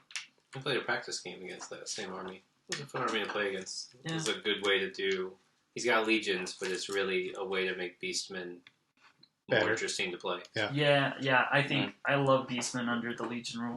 I think it makes them a lot more viable. I mean, as long as they get the Warriors of Chaos monsters, they're pretty they're a fun army. Yeah. Yeah. He had a Chimera and a Chimera. Chimera. A Chimera. Oh, that's good. Nice. And he also had like a demonic mount BSB, 1-up armor save dude, 3-up forward, I think. Yeah, he had the reroll ones. Yeah, none of his characters I felt were overpowered. Even his bowl wasn't Bird Bowl. Yeah, no, Bird Bowl, obviously king. He was running Festus in the big block. And Festus, I managed to keep that block out of combat with me the whole game, so I did a good job with that. Because that block's hard for you. I mean, that's a pretty nasty block. And I just, but, I have a lot of tools that I can chaff up a Death Star sometimes, or put enough threat in front of it that they're scared to move as long as they don't roll 1 and charge the Death Star. Like, as long as they don't do that, which they often do. Yeah. But I think I threw out vortexes 2 turns at least in front of it to keep it from moving, and then I had to sacrifice the carpetbagger. And things like that. It was like just anything to keep that unit from getting across the table and tearing through me. Yeah. It was enough having to deal with the bowl. The bowl is really what got him the draw. But if that unit had got across, it's a ram horn, so if that thing had got across the table to me, I would have been that unit. There's nothing I could have done. Yep. But So what did your game do? What's that? What was game 2? Game 2. Who did I play then? You played Ryan Freyr as Demons of Chaos. Demons of Chaos. Oh, didn't you play the Skittle guy? Is that Skittles? Yeah. Oh yeah, that was the cart, right? Right, so that's the guy who had the 2-headed Zinch. Kairos and another lord. Yeah, he had Kairos and another greater demon of Zinch. And the whole army was Zinch, which I love, because there wasn't anything but Zinch in it. And it was all rainbow colored? Yeah, it was really cool. Very well painted. Yeah, really cool. It was really fun. Nice guy. He made sure to kill my cart. Killing my cart put him in the position to get mangled. So he got mangled and lost the greater demon to that. Me and my general and Kairos ended up fighting in a challenge, and he killed my general with Thunderstomp after 3 turns. It's important to mention that his general's a Night Goblin. Yes. Yes. So Kairos has 1 attack. Yes. He has Thunderstomp. It's the Thunderstomp that finally did him in. after 3 turns. But I still won on combat res, and Kairos got ran down by Night Goblins. So Did he pop? Yeah, he popped. He would have he popped, Yeah, whatever it was, Yeah. popped or Yeah. crumbled or whatever. But and I ended up winning that game pretty soundly. You did. Yeah. I can't even remember how the rest of the chaff went, but I just remember like killing Kairos and another Greater Demon of Tzeentch with my Night Goblins felt pretty good. Yep. Yeah. Yep. Sounds good. Okay, so your game 3 was against Chad Egbert. Okay. He had dwarves. Oh, yeah. He's the East Washington guy, right?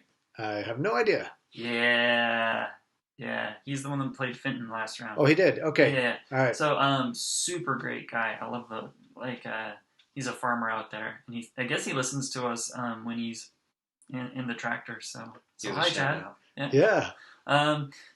We had a killer fun game. It was every now and then you get an opponent who you just know you can egg on. Oh no! Never had those. You didn't make that fun. No.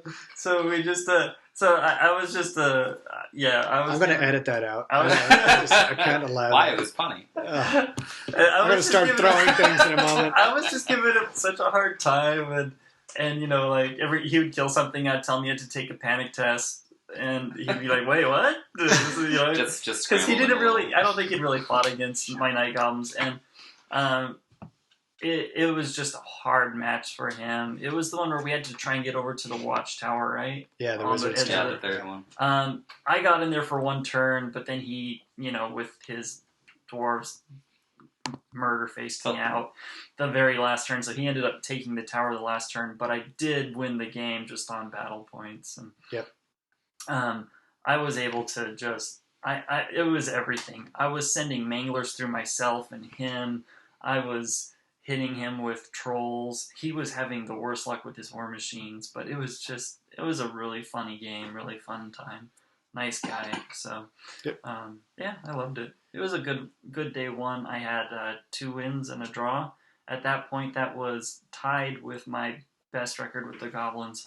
And so day 2 was like either going to get better or be my average. So who cares? All right.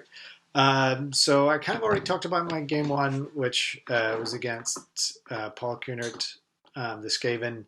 He basically got defeated by the by deployment. One outstanding thing that happened there, I had a unit of 6 wild. So my army was Host of the Phoenix King, which is basically wood elves and 2 phoenixes. Frost Hearts, obviously, because nobody takes Phoenix That's how Matt did. Yeah. Yeah. Matt does D6 and D3. That's crazy. We're going to call you Flamespire How does Matt that from now on. Yeah, Flamespire Matt. Okay. Amazing. With no pants. The 2nd place Phoenix. It is the second best type of Phoenix. True. The third No, being it's Arcane. actually the 3rd best. No, Arcane is worse. Arcane is buff to things that matter. Only high elves. Anyway, go on. Okay. Meanwhile, back on the farm. So yeah, I had 6 Wild Riders, 5 War Dancers, 6 Treekin, Tree Man Ancient, level 4 was my general, level 4 Shadow, Spellweaver, and 2 big units of Poison Archers, and 2 Phoenixes. I think that's everything. So the Wild Riders, typically with Wild Riders, you charge them into something, they wreck face, and then they die. And in this game, he magicked off one of them, and then the other 5 managed to kill 2 blocks of Skaven without taking any wounds. Which, I don't know how that happened, but Like that 4+6+. yeah, exactly. I was just, David, right? I was making every You get the save. full 4+. Yeah, it's so good. He failed fear tests, whatever it was, some combination. I chewed through slaves, and then I chewed through clan rats, and didn't lose another dude. So that was the highlight of that game for me. I think he wasn't aggressive enough with his A-bomb because I think he was afraid of it dying to poison shooting. I'm like, there's no way I'm going to kill that A-bomb. Did you not have the flaming banner? No Yeah, flaming. so it can always just No, come back. it was just going to. I had one guy with a flaming shot, Like literally, the BSB had Starfire shafts. Oh, just Starfire. Yeah. What did you have against the A-bomb? Because the Frost Phoenixes aren't great against it either. No, my idea with the A-bomb is to stay the hell away from it, and so I did. And then he made like a 17-inch charge with it on turn 4, and he got into Treekin with it, which is about the best I have for it because he won't kill all the Treekin in any one turn. It's really unlikely, and then I can just heal him back. And he won't kill 3 of them usually. Yeah, what's the initiative on Treekin? There are only 3, so he goes first. It's not bad though. It's not 2. It's not 2. No, so he goes first, and he'll kill a bunch of them, and then I'll heal back a bunch of them next turn. So, and that's kind of what happened. I held the A-bomb up for the rest of the game with that unit. So yeah, like I said, the deployment basically screwed him though. So I got a minor win with that one. Next game was against Jeremy Strofe, who is running the Rose City Wrath.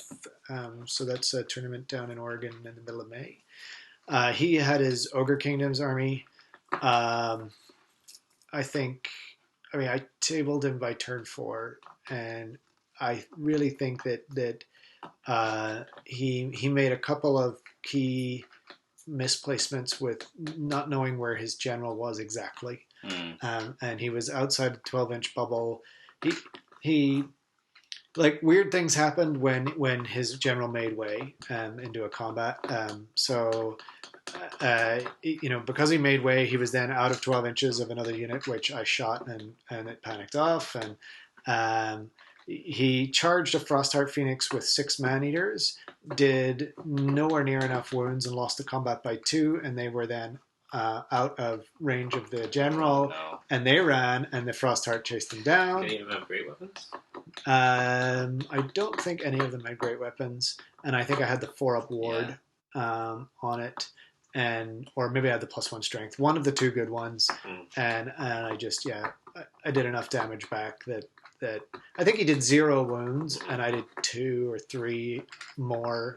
I don't know. I don't remember exactly, but they didn't survive one. Well, if they don't have great weapons, I mean, they're wounding on 6s. I think he had poison as well. Poison's fine. Poison's good. Okay. Yeah. But didn't roll any 6s. I mean, really, the dice screwed him. He failed leadership tests left and right. That's his not Rhinox Riders, but the Mornfang.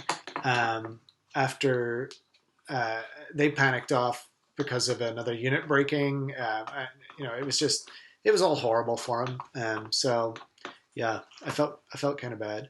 And then game 3 was against Matt, the Wizard Tower, which we had played the night before or 2 nights before against each other, so we could see how we would play it. So we talked through all of our strategies for it, and we revised our strategies based on it, and so it was kind of like the absolute worst case scenario. Yeah. Never played directly before. I think I played reasonably well. Yeah. I take long breaks and just don't know the rules. It's like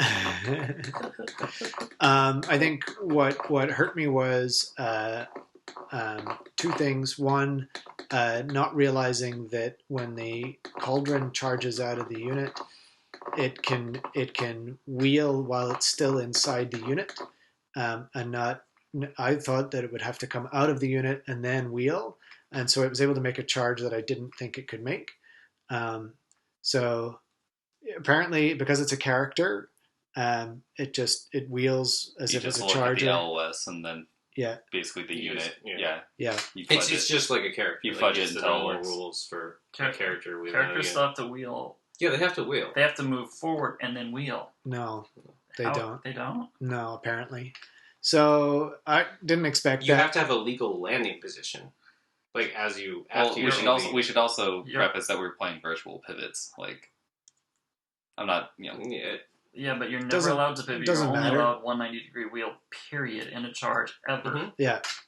And so effectively, the cauldron unit, there was... Anyways, basically the unit doesn't get in the way of the cauldron, I'm guessing. Yeah, so the cauldron unit, exactly. The cauldron unit was facing towards some terrain. There was a charge out, but if the cauldron would have had to move straight and clear the unit before it wheeled, it wouldn't have been able to make the charge because of the terrain, which is why I thought my unit was safe. But it wasn't. And then I think I lost combat by 1 and then failed a leadership 10 Also, you weren't super concerned about it even when I made the charge. No, because it you were wasn't on a 10 terrible. roll. Yeah. Proving that again, skill is how you. Yeah, and then they ran off the board, and that was my only unit that could get in the tower, and blah blah blah blah blah. So I mean, okay, I could have put archers in the tower, but not when there's witch elves in there. It's important to talk about the fact that it's a haunted tower. It's a haunted tower. It kills you. Yeah, it's not relevant for 40 clan rats, but it is relevant for 7 Ungor. Yeah, the same. I mean, once the cauldron went out of the unit, the witches walked into the tower. Yeah, sure, but there's So it was basically one of the reasons why I like. There's one thing happens, and there goes the game. That was definitely one of those games. That was my game 3, which was a minor loss to Matt. So game 4, I'll just keep rolling. Yeah. Game 4 for me was against Nate, who we talked about earlier with the Beast of Chaos army. He played Ricky. He also played my son. So he kind of got like 3 of the. And I helped him with that list. There you Do you have the base rule book? Not in here. Okay. I've got it on my computer, but I think the rulebook's just outside. I can get it for you in a bit.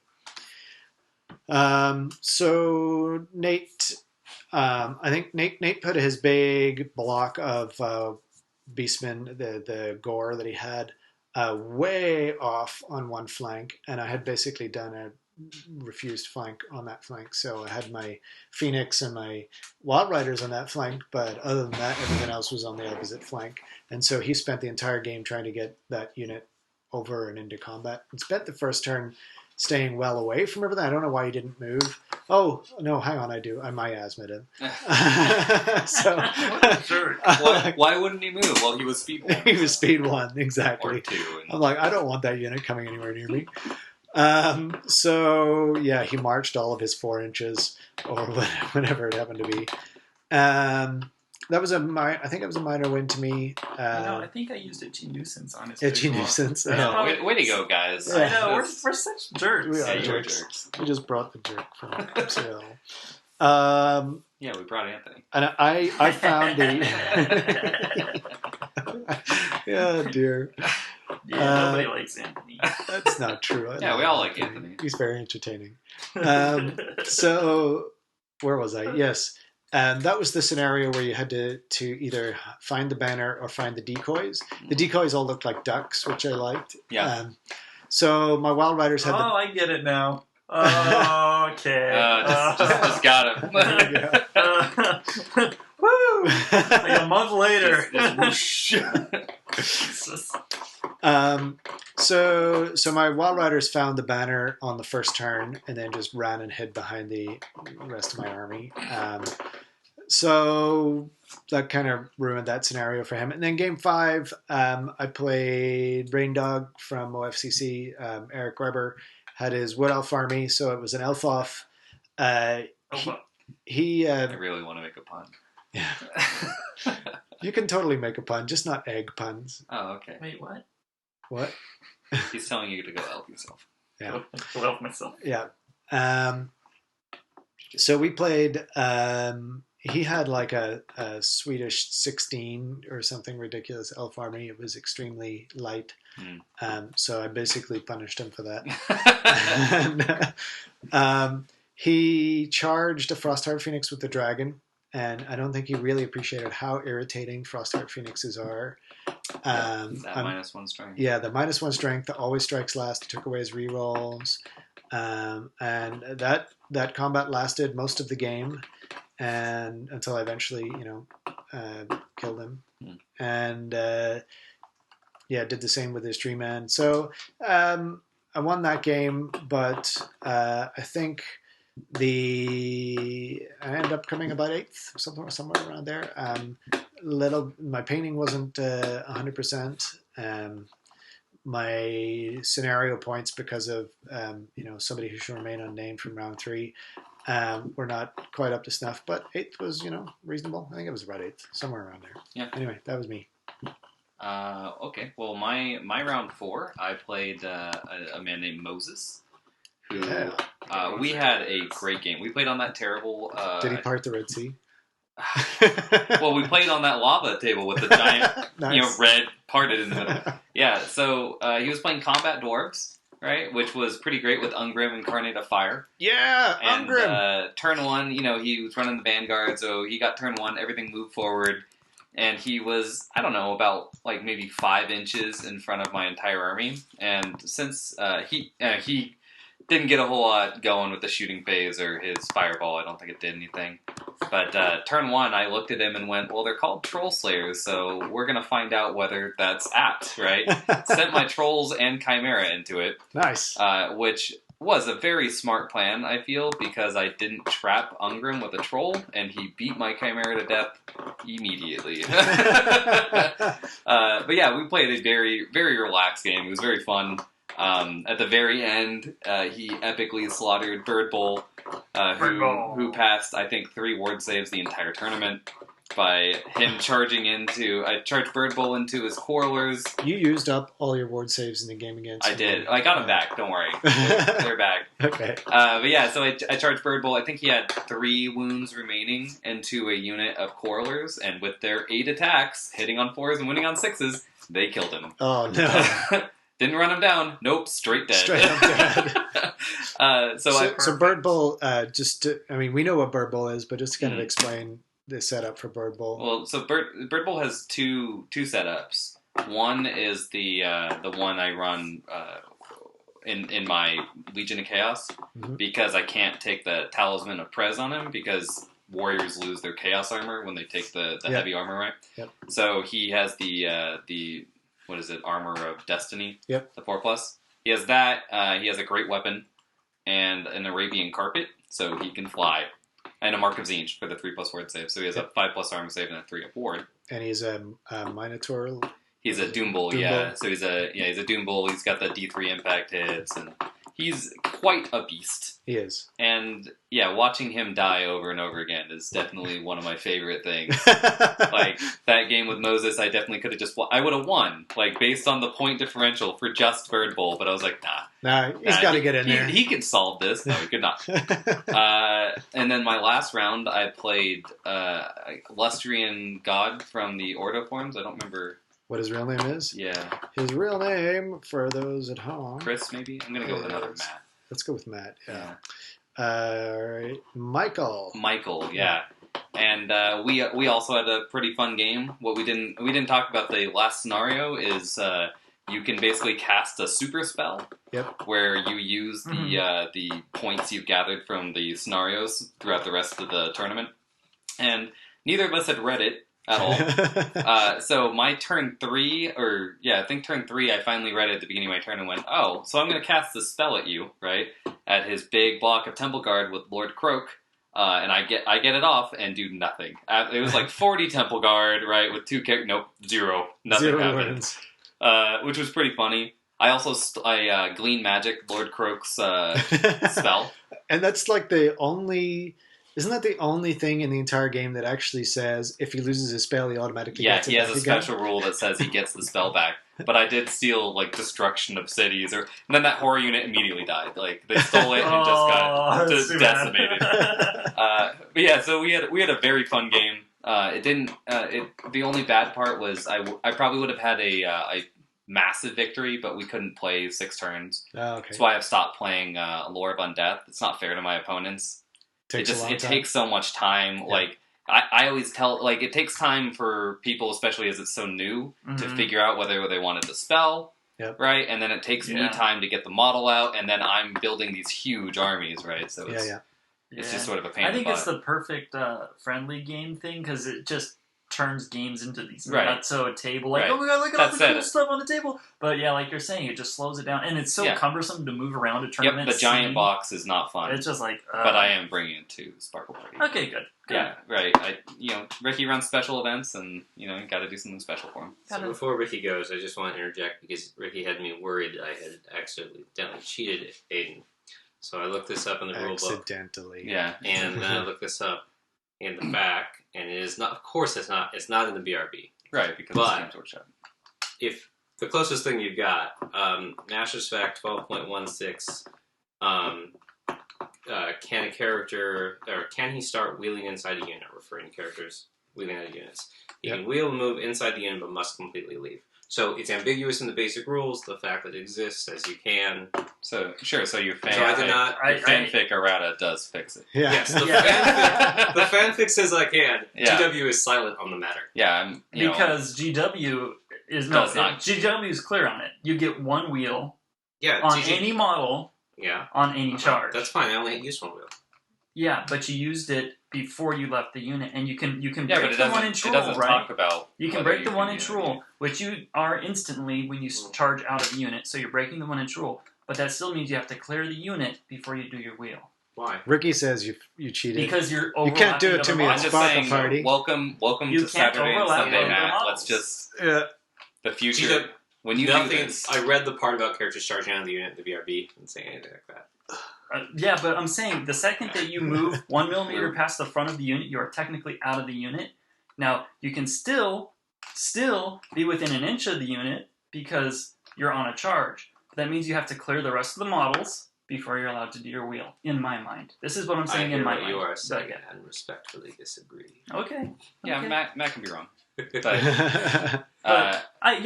You respectively disagree because it favors you. No. Yeah, you do. Also, I happen to do it to the guy who helped write this fact. That's true. It's true, yeah.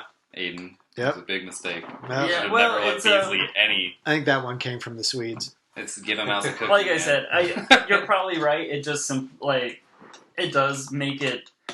It makes it so characters can act more like they should when you're talking about a character, but when you're talking about a chariot... Yeah.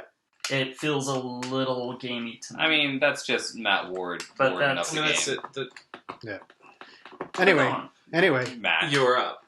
Oh, what am I doing? You're doing your games 4 and 5. Games 4 and 5. We're doing crisscross stuff. What was 4? 4 was Arturo. Yep. Okay. He had Malekith. Oh, he had a Cauldron of Blood. In a unit of Cold One Knights against 2 Doom Divers. He was doomed. Literally. By the end of... I think I got the first turn, which was probably the first time in the tournament, I think. And before he got to move his Cold One Knights, he only had Malekith, the Cauldron, and the unit standard left. So here's a question. Did he allocate 1 hit from each Doom Diver onto the Cauldron? No, because it happened at this time. I think I got 5 hits with the first one and 6 hits with the second one, and just took off that many, and so there was nothing to allocate to, I don't think. No, so you allocate that. It's like anything else. You can allocate hits to characters when you hit. Of a different unit type.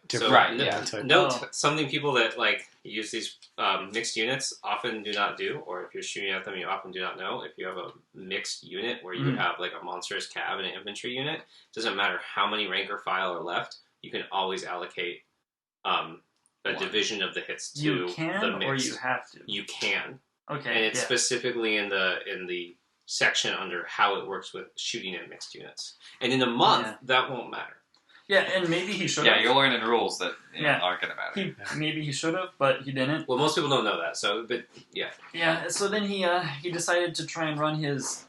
He tried to take that lone Cold One Knight and run off and hide it behind some impassable terrain, and then Doom Divers. And you're like, but there's still Doom Divers. There's still Doom Divers. So I could just indirect fire right onto him, and I took out his Cold One Knights on the first shot of the Doom Diver on turn 2. Yeah, just swooped in there. But technically, the Cauldron can't go in the Cold One Knights, right? No, it can. No, we found that out recently afterwards. It can? No. Why? But okay. it's well, I mean, I'm guessing it's the sidecar that screws it up. Well, it's the combination of the Cauldron's rule and the sidecar rule. So the Cauldron says it can only join the front rank of a unit, and the sidecar rule says if you're an abnormal base size, you have to join the side. Right. And I was thinking it could, and I think we talked about this rules an because it's not an inclusive. Well, I was thinking it wouldn't have to sidecar because it's 100 mil deep. But because it's 60 mil wide, it's not compatible. So if you ever had 3 ranks of Cold One Knights, that third rank of Cold One Knights wouldn't be even across. Sure. True. So it has to sidecar, but it can't sidecar. No, I don't really care. If you want to put a Cauldron in your Cold One Knights, go ahead. Yeah, I mean, it's not. It's just an interesting rule. It's I always thought the I thought the Cauldron was an inclusive rule that basically stated, it has to be deployed in the center of the unit, right? Yeah. Not it can't be deployed in basically what Matt just said. It can't be deployed in a unit where it cannot do that. I was just so used to Skaven, I was shocked the bloody Cauldron could leave the unit. Blew your mind? Yeah, I'm like, I want my bell to charge. Yeah, totally. So the other thing is, like, I have a joint Dark Rider sometimes. I didn't know this until like 2 days ago, and I can't do that. Like, His last game was 1 day ago. You can't do it with any cap then. You can't do it with you can't do it with anything 25 mil. Yeah, exactly. Yeah, 25 it's got to be a 20 mil. It has to be on the 20 mils. Okay. To be fair, and Dark Elves the only It does thing make sense, and when you think about it, it's really clear, and it's something I had no idea about until a couple days It's interesting. ago. Yeah. Again, we do not care what you do. Did you just use Warhammer rules and really clear in the same sentence? Well, yeah. Well, it's funny. I was actually looking up something else in the Swedish fact and found it, but they didn't explain it all. And that document that Aiden edited has it very clearly explained with the reason why. And then I went back to the basic rules. I was like, oh, yeah, that actually makes a lot of sense. Oh, oops. All right. What was your game 6? Oh, But you won that game. Or game 5? Yeah, I ended up getting a small win on that one. It wasn't the big win, but it was a small win. Malik, I kept whiffing hard against the Cauldron. I couldn't just take it out. Malekith kept pretty close to the Cauldron to keep re-rolling everything that he was throwing at me, which, some good magic. But in the end, it didn't really help him. He moved his unit of Corsairs, I think it was, into a building and just left him in there. He didn't move him out at all, I think. Which he could have, but he was really scared of my some of my manglers and hoppers were controlling whole parts of the board for him to the point where he was running away and staying away from. He did hear that they killed the Lord of Change. Yes, yeah. I'm sure that's what it was, and. So in the very end, though, he was trying to get gamey with Malekith on charging, but I have huge blocks, and I would just keep reforming into big, wide lines that he couldn't charge past. He would charge in, and I just had static combat res, so he was never able to kill me with Malekith.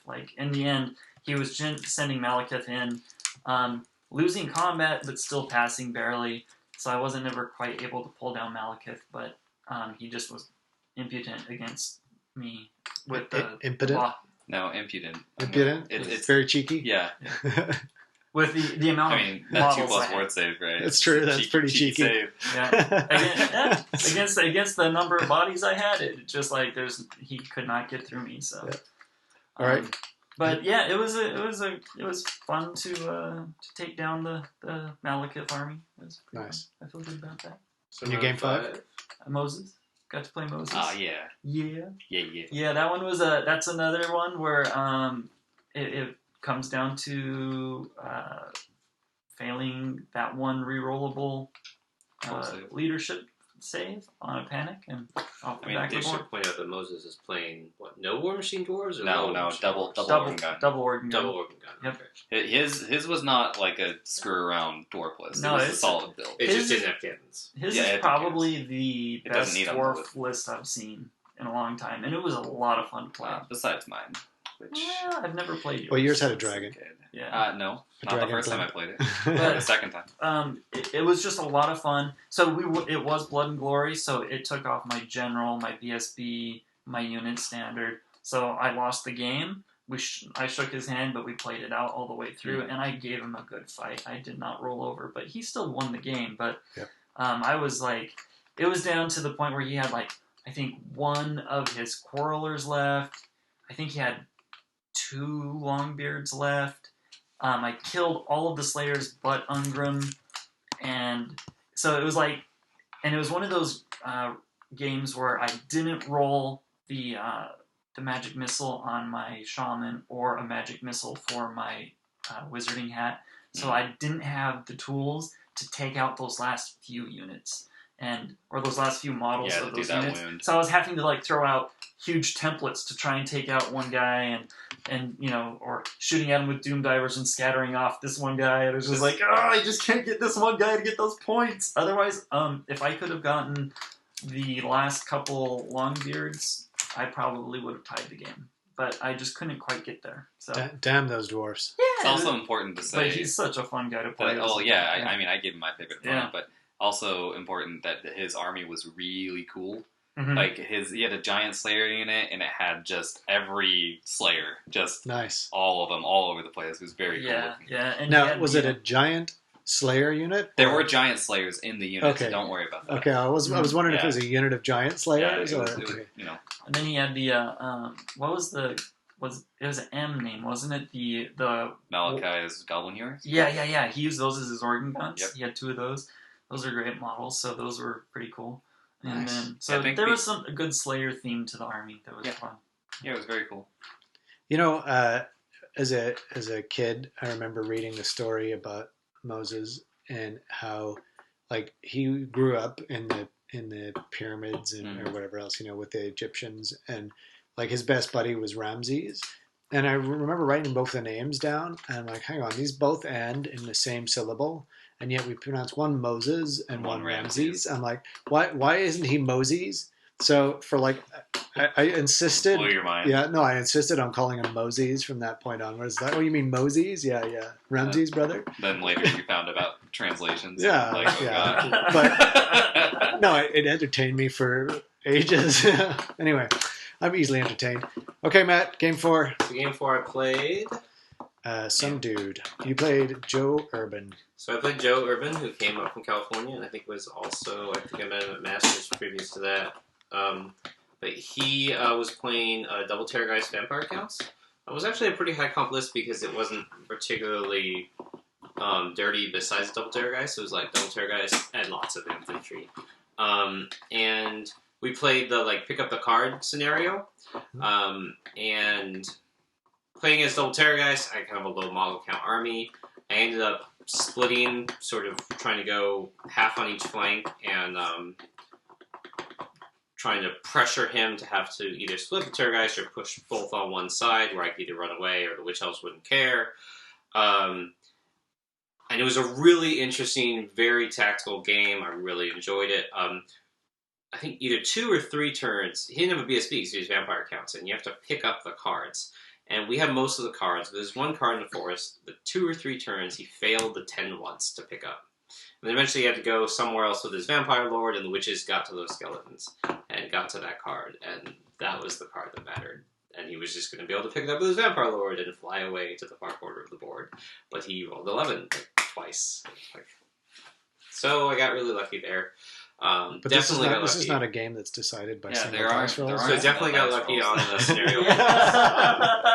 The game itself was really close, and I think I would probably get really boring going into like the movement phase of it. But the summary is that the Terrorgeist did end up being forced to split up. The Vampire Lord had to split its attention, and the Fast Cav was able to barely hold one flank, while the Witches were able to get a lot of points. And it ended up with a small win to me. Actually, it was a really good game. I did forget to mention that I think everyone basically found their card like turn 1. Like at the most, all the tables around me, like because Anthony was playing next to me, it was always in the deployment zone. Yeah, like that wasn't intended. They were random. Like it was shuffled. It just kept happening. Yeah. So like Moses had his entire, because he was playing that Vanguard Dwarf.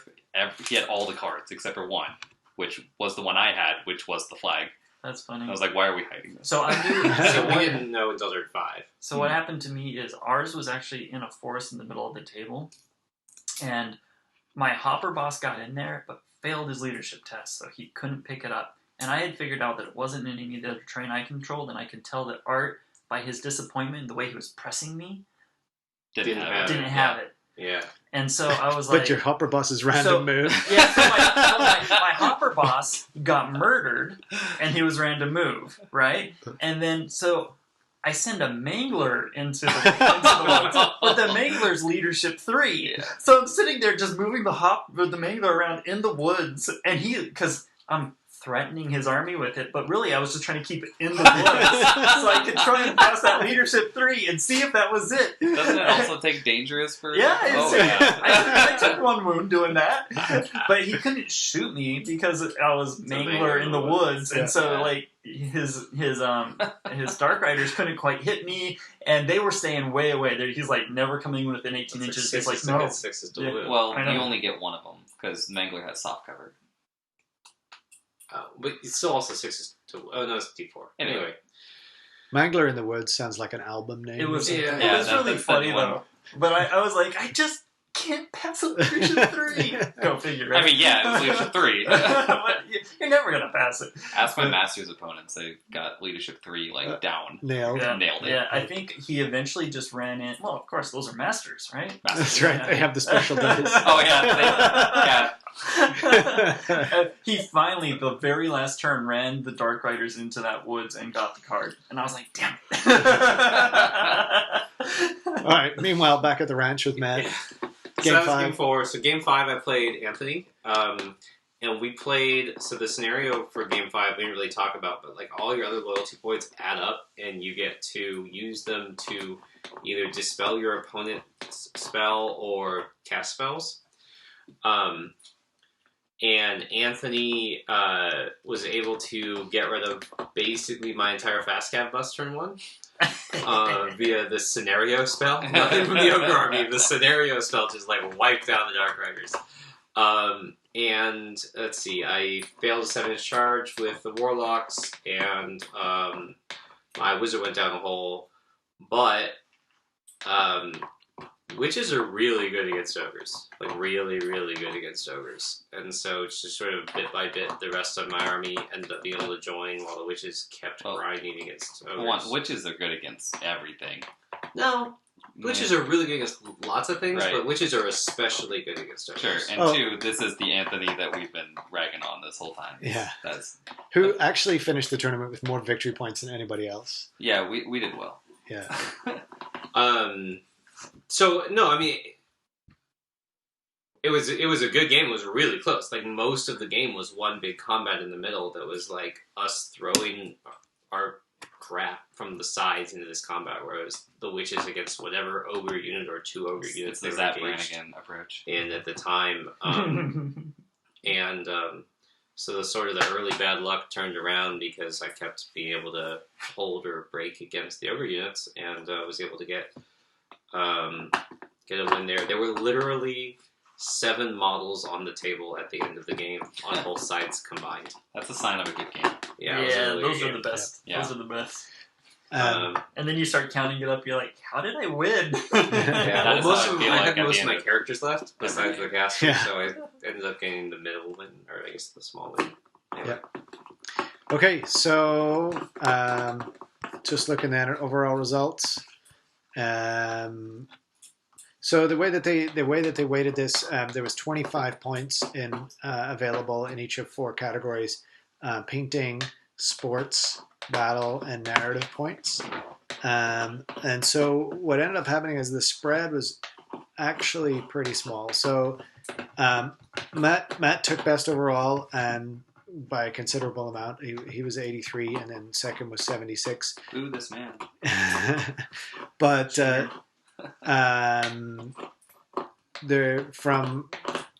was 2 at 76, 1 75, 2 at 74. So like the next 5 places were all just a spread of 2 points.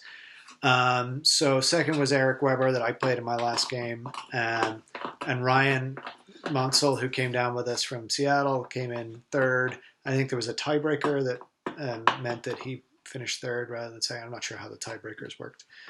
Moses came fourth that we talked about. Paul Kernert with his Skaven came fifth, and then Anthony came in sixth.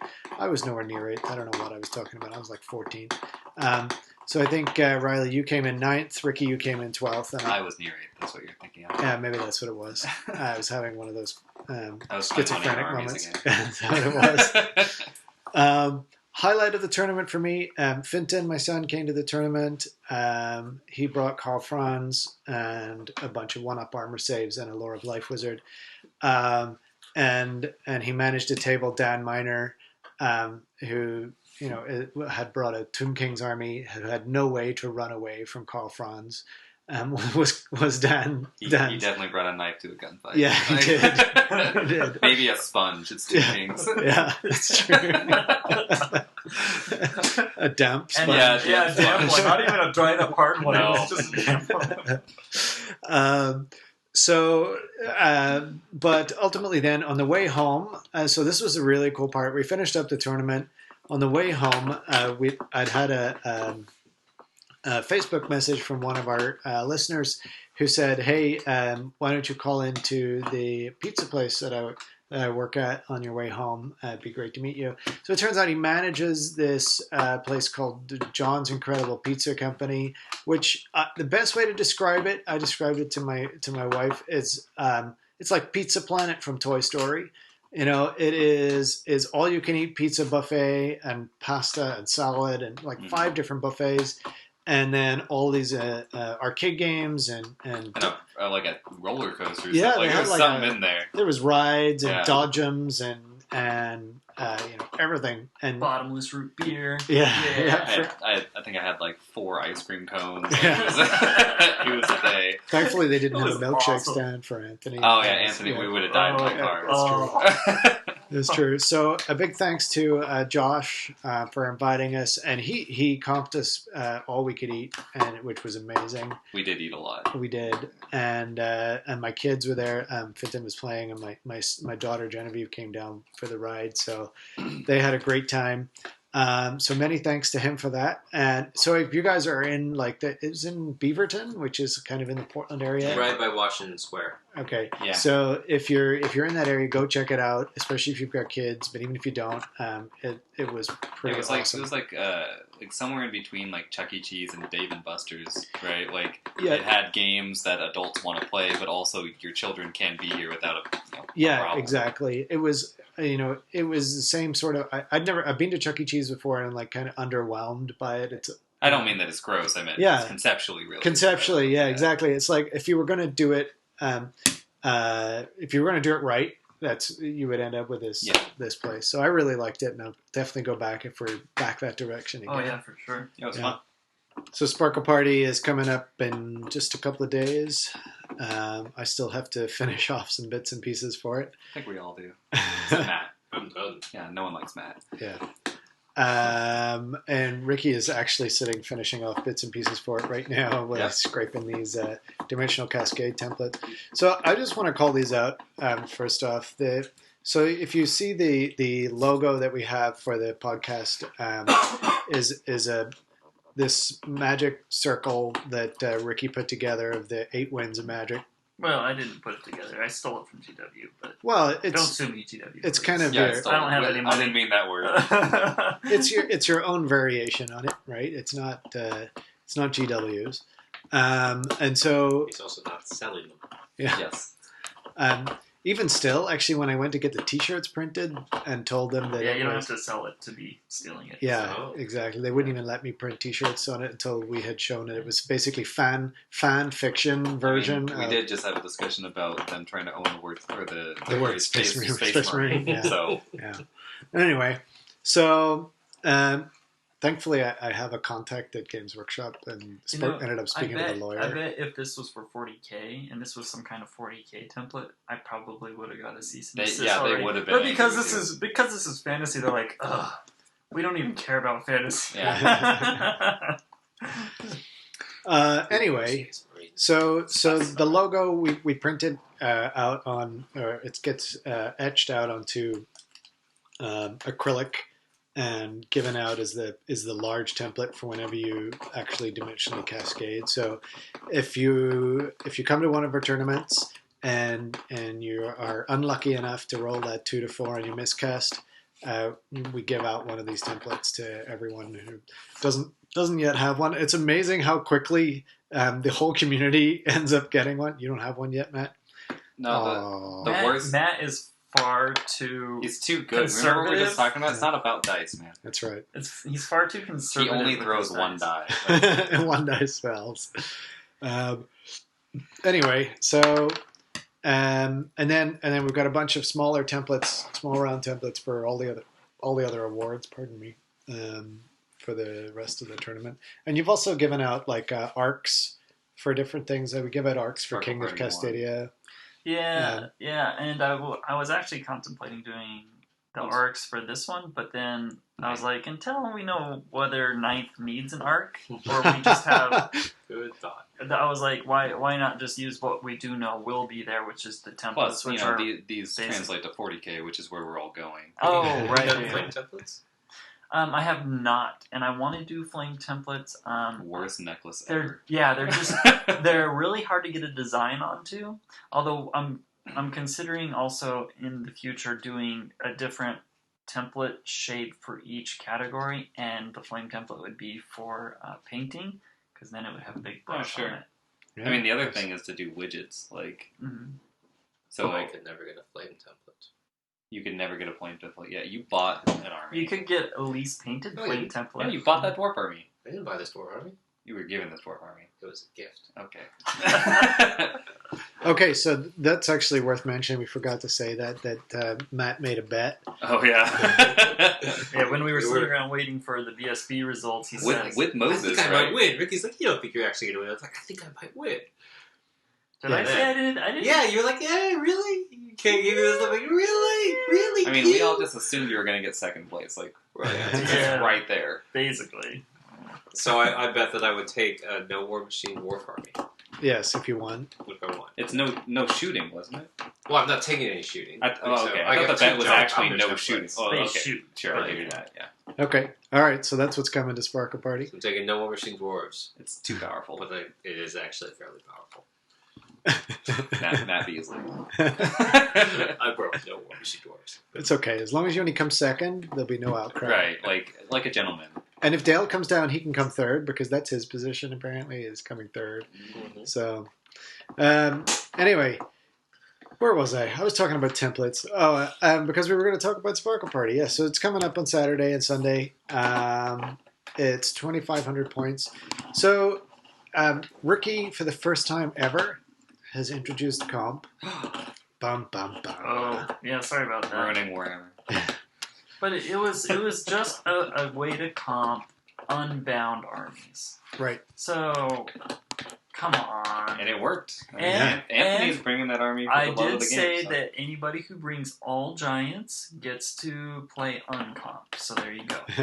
So there, I did make. I So- forgot about that. So let's talk about the comp because very good. Oh man, I really wish somebody does it, but I haven't heard any solid rumors that somebody is. Yeah, no so. one's going to do that. Yeah, unless you have them all there because I think you need like a minimum of 7, something like we eight- figured it yeah, out. Yeah, 8 maybe. I don't know. I know I own it. You have enough Oh, I own so many giants. I'm obsessive. painted. No, it's like I it's like something. 12, isn't it? No, No. because you don't do real giants. You do like bone grinders and stuff like that. Oh. Yeah, you do the high point Like, giants. you want to win like a game, right? No. Strong You magic. do the orcs and goblins No, giant. plus and the you bone flood grinder. The The bone table grinder with has it. like vomit attacks, so it's way cooler. And it can stomp everything. Yep. Right. Except itself. So Ricky came up with a really cool idea for comp. Yes. So the man who hates comp. This is That's- dream comp, by the way. I actually dreamed this and then dreamt it. dreamt. Yeah, dreamt is it. the word you Woke up in the middle of the night. I was like, I hope I remember this in the morning. And then I did. So there Okay. you go. Okay, so the idea here is seeing Ricky's busy scraping. I will explain the comp. Yeah, I don't remember what I did. It was a dream, man. Yeah, it was all a dream. I don't understand comp even when I write it. So go ahead. So the idea here is that if you're taking an unbound army of some kind, that there is a penalty to the 20-0 result that you get, or the post battle. The whole comp is prefaced on using the 20-0 system in your tournament. Yep. If you're doing win, lose, draw, or even like the 5-point spread or 5-level spread that they were doing at Black Sheep Brawl, it wouldn't work. No. But with the 20-0 it works. Yep. So. Yep. So the idea here being that you have a penalty or a bonus, depending how you look at it, that is added to your opponent's score and subtracted from your score at the end of the game. So, to give an example, if you are taking less than 25% core, your penalty is -3 or +3 to your opponent. So if you win 20-0 and you have less than 25% core, their score is going to be 3 and yours is going to be 17 at the end of the game. Yep. So there's only 8 categories. So if you take an Unbound Legion, it's plus and minus 5. The core I just said was 3. Greater than 50% Lords is plus and minus 4. Plus and minus 3 for greater than 50% Heroes. Plus and minus 2 for 50% greater than 50% Special, and plus or minus 5 for greater than 25% Rare. And then it's also cumulative. Yes, it's all cumulative. Yeah. And if you take greater than 3 duplicates in Special, it's plus or minus 1 each, or plus or minus 2 each if it shoots or if it shoots like a war machine, or it's a flyer. Yeah. Now there is one aspect of Unbound which I did not handicap, and I'm not. Should I point it out to you guys? I'm sure you guys have seen it. Took me a whole day to break this. So The general. No. Go ahead and point it out. What? I'm not changing my list. So. Well, I'm not taking them down. So. Unlimited BSBs. Oh. Somebody could show up at Sparkle Party right now with unlimited BSBs, and it you is for my army. Sure. Per BSB. Yeah. Like my static is 47. My army got really good. You must allocate each attack individually forever, and you get nothing. Yep. Grats. So that's at every dead one gives your opponent 100. I doubt.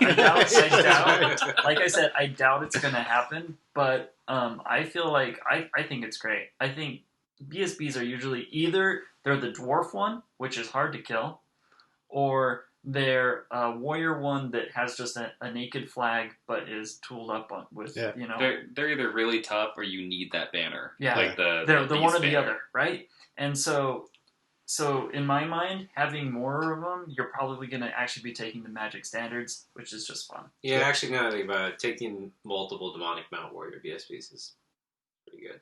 Yeah. I mean, there's but a lot. two. You probably wouldn't want to take 3 or 4. No, because it becomes harder to give them a good build. You just run out of gear. Effective. Because you also still need your Lord to have the gear. Because Warriors are predicated on... You can run a Demon Prince, they don't use the same gear. I've solved for it. And to finish the comp real quick, greater than 2 duplicates of Rare, plus and minus 2 each, or plus and minus 3 if it's War Machine or Flyer. So, real quick, the cool thing about this is if you are trying to win, if you're trying to be competitive, these penalties should be harsh enough that it never makes sense for you to take them down. Because losing 3 points, it doesn't matter who, especially your last game is a 6 spread. Yeah, it's really bad. Yeah, which means none of the 3 of us are taking Unbound, right? Right. And I would say that we're three of the most competitive players. Yeah, you are. You can shake your head all you want, Riley, but you're competitive. Nah. So if you're not trying to win, you got to take what you want, and meaning the players who are frustrated by comp because, what do you mean you won't let me take my all Blackguard army? Well, you can. You absolutely can. If you're honestly not trying to, game it, if you're wanting to run it because that's what you want to do, go for it. So it's great. Take your All Slayer army. Because no one cares. Actually, it's only going to be -3. It depends on how much you throw, because they're special, so you could end up breaking your special, but it's so easy to have character heavy. And dwarves are like 12 points a model. 3 units. I think it's a great idea because I think that there's 2 people who don't like comp. There's the person who doesn't like comp because they want to bring something really broken, and I don't really mind that. I don't really mind that person being sad. And then there's the people who don't like comp because, hey, I want to take what I want to take. Why are you restricting the thing I want to take? It's not that good. Yeah. And this allows those people to do whatever they want. And it allows the people who want to play a more competitive game to still feel like they're playing in kind of a balanced environment. Yeah, so you get tabled by this filthy, disgusting, unbroken army. At the end of it, you're like, you just don't care because you're like, oh, I'm still getting 20 points out of this. I mean, you could kill me, but I'm gonna try and kill you. You know? Like it really just doesn't allow for so many tools because of the amount of negatives that go into it, right? It just doesn't allow you to have the tools to, like, if you're a -3, right? I think Anthony's is about the toughest list that's going to be hit with a -3 because demons don't care about their core. So when I say balanced environment, I meant theoretically, like, if you applied that to, like, other stuff, like end time stuff, but currently you could still take Nagash without comp, so I shouldn't say that. Well, Nagash isn't worth anything. Yeah, and the thing is I had he's actually a +6. I thought this up after I had already said legions are allowed. I think any comp. You said that today, right? Where you wished you had thought of it earlier, so you had the scrolls and all that, like an Emperor Carmine Dragon. Yeah, right. I'm not doing that. I haven't thought about it. Matt Beasley. And that's the thing, like, so for Sparkle Party 7, I might actually do that, where, like, you can take all the fun toys that you want to throw on the table. There's just going to be those handicaps applied rather than... Because here's what happens when people just say, like, comp systems that say, Beastmen get an extra 200 points. Yeah.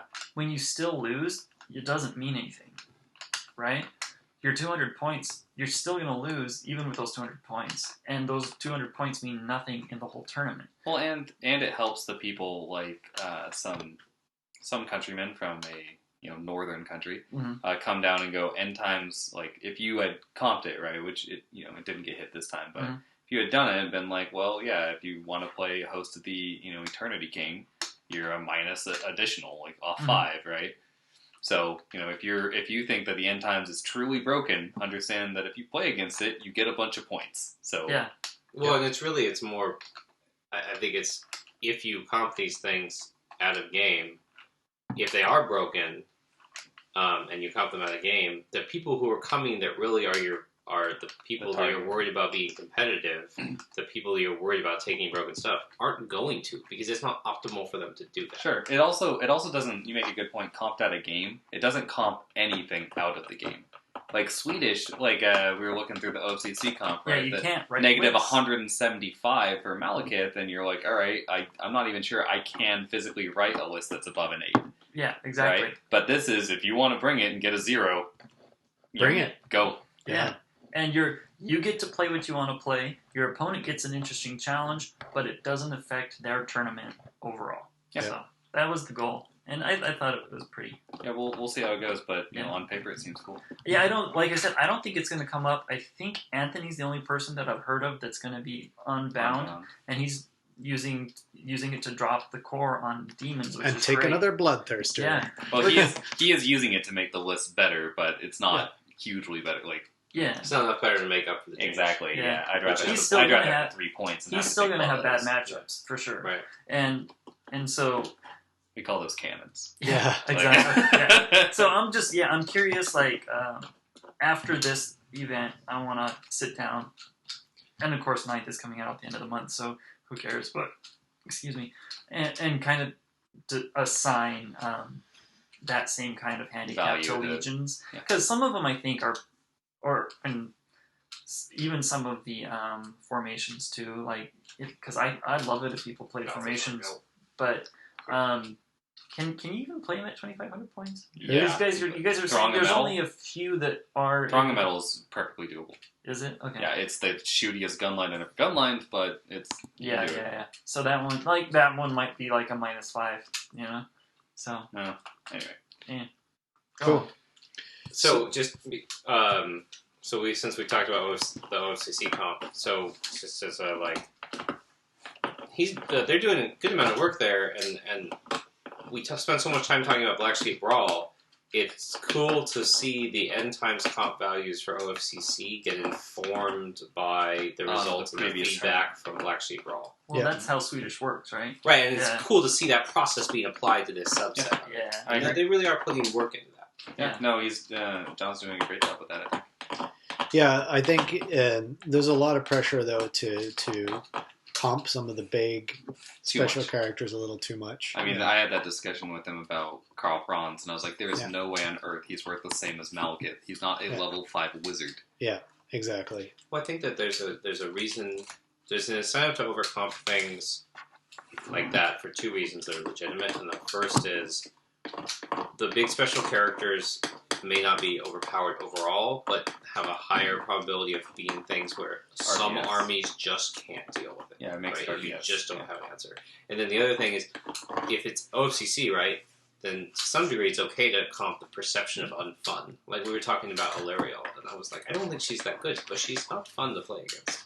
Yeah, We're gonna prove that wrong. yeah. The other part of it though is, I mean, the OFC this comp pack is being written for the team challenge. Yeah.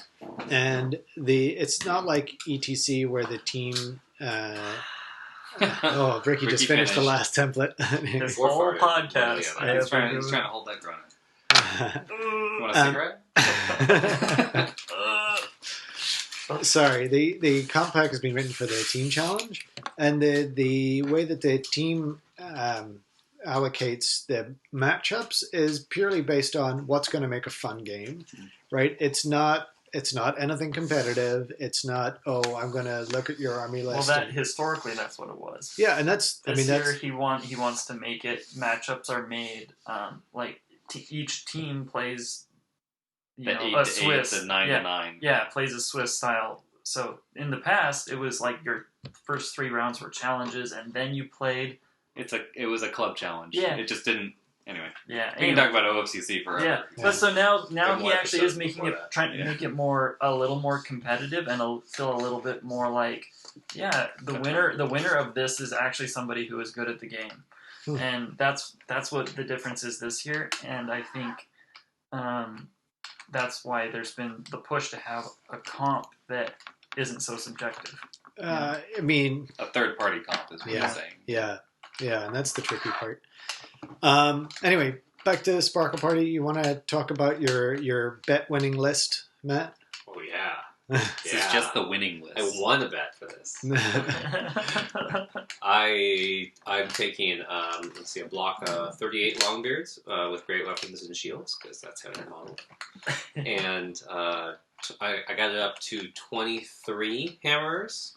Nice. Keep going up on hammerers, and then like a lord and a BSV and a ruin smith or ruin. Ruin priest is what it's called. Smith. Aluminium, yeah. 2 gyrocopters. We do actually spell it with an I. Mm-hmm. Yeah, you spell ruin it is wrong a different too, word. Yeah. And I'm taking for that extra 800 points that would normally be war machines, a Emperor Venom Dragon, which is like the green dragon, so it's a level 4 life caster. Because I was like, I'm willing to give up all my shooting because I don't really. Yeah, I mean that's fine for fun. dwarves. Getting a wizard in there is. But I like Magic. Magic's fun. I don't want to play a tournament without Magic. Exactly. That would be boring. Playing one phase because you can't move. Right. Yeah. So secret, can't like shoot. surprising secret. All the dwarves have Vanguard, so it's flyers and dwarves with Vanguard, and it's really fairly aggressive. But there's no shooting. I gave Matt a side bet on it, which is if he models his Emperor Venom Dragon on a 20mm base. I will get a beer bought for me. Yeah, I will buy him a beer. That'd be pretty awesome if you could make it happen. Oh, you could. But no, it's gonna be really good. It's gonna be some of my best painting ever. That hammer unit, man, I put a lot of work into that. There's some freehand of the banners, and my opponents will see that hammer. You know, they'll be like, "Matt, your painting skills have gone way up. Good job, bud." I'm just gonna be like, you didn't smash this army, so like. Okay, what about what are you bringing, Riley? Have you decided on your list yet? Well, I've got a lot of lists. Right? The one today that I wrote on the way here is I'm gonna run Malekith no matter what, because whatever. And on a 50 mil base. On a 50 mil base, Ricky just said I had to. So, yeah, I mean that's the base he comes on, man. So I've got a Malekith, but he's the Phoenix King, not the Eternity King, because I just wanted a few more points. Champions play Phoenix King. Well, so yeah, I really wanted to play Eternity King, but I don't like the idea of flying Malekith around and going like I have one trick, which is Malekith, and I can't heal him, I can't do anything. If he dies, I've got nothing. Yep. So I've got him, Alariel to back him up because the Cuckold King and his waifu is pretty cool. I've got a BSB with the Banner of the Will Dragon, sitting in a unit of 25 Blackguard, I want to say, who, with the L'Oreal in there too, natively have a 5+ ward now. Did you manage to get Bird Bowl in some way? I almost sent you a message of, can I bring Bird Bowl in this elf list? Bird Bowl needs to be what is going on? Bird Bowl. You need to write a fanfic scroll. Oh yeah, don't worry. Bird Bowl. I've written a lot of fanfic about it, but it's not appropriate for the podcast. But yeah, so it's that, and then the core is just some Glade Guard, and I actually think I'm bringing Glade Riders because Dark Riders are not allowed in Phoenix King, and 2 Bolt Throwers because I'm no fool. Well, yeah. Yeah. Hey, actually, my Swedish Dark Elf list right now has no Bolt Throwers. I actually, it's fun to play them because I've played Dark Elves for over 10 years now, and I hate Bolt Throwers because they were 100 points, and I never thought it was worth it. Ever. They were worth it 100 points. Right, and at 70, I'm finally going oh, Bolt Throwers, I can use you again? That's pretty good. Yeah, it's fine. So, Riley is learning Dark Elf. I'm not learning Dark Elf, you're not a Dark Elf. You disgust me. Bolt throwers are crutches. Says the Wood Elf in the room. Yeah, that's right. Speaking of Wood Elves, I'm bringing, I think, all Glade Guard core. I'm just getting lazy now. It's like, okay, I'm just taking 2 big units of Glade Guard, all firing poison arrows. And it's like, okay, I might have to deal with Malekith or something like that. So I mean, they do deal with Malekith pretty... not too bad. Yeah. If I get a couple of rounds of shooting, I might be able to take him down. Gets that 4+, and that's it. Yep. 0 magical attacks. 0? Matt and I are playing round 1. 0 magical attacks. Your dragon doesn't have magical attacks. All right, attacks? we're doing a challenge. We get challenge rounds in this, right? Yeah, Like your challenge. I have 0 magical attacks. You're grudging? Yeah, I'm grudging. I don't have a grudge against you. You don't have a grudge against me? No. It's the battle of the pants, man. I'm totally okay with what you did that night. So, man, I win no matter what. Yeah. You do realize that the only reason you won BSB is because you lost your pants. It's like some kind of good luck thing. Yeah, it's a good luck charm. So at the end of day 1, you have to just take your pants off and hand them to Riley. Except if you haven't signed up for Sparkle Party, I'd like to see me without pants. Yeah. If we pass 40 people the next 12 hours, we're taking Matt's pants. Good old. Okay. So I'm pretty sure that Matt's pants would go in my rare section. Yeah. Anyway. They're getting common though. So what else? It's basically the same sort of list that I took to BSB. The difference is I'm taking a level 4 on Beasts instead of a level 4 on Shadow. I'm going old school Wood Elves, Life and Beasts. Why am I doing that? I find Shadow really boring. I mean, I know it's powerful. I know it does good things, but I'm so bored playing Shadow. I want to do fun stuff. Are you also bringing an Incarnated Beast? I'm bringing an Incarnate Elemental of Beast as well. It's nice and fluffy, and a Frostheart Phoenix because I painted a nice one. Those are both bound with scrolls. And I got my Treekin in there, my Wild Riders, my War Dancers, and that's it.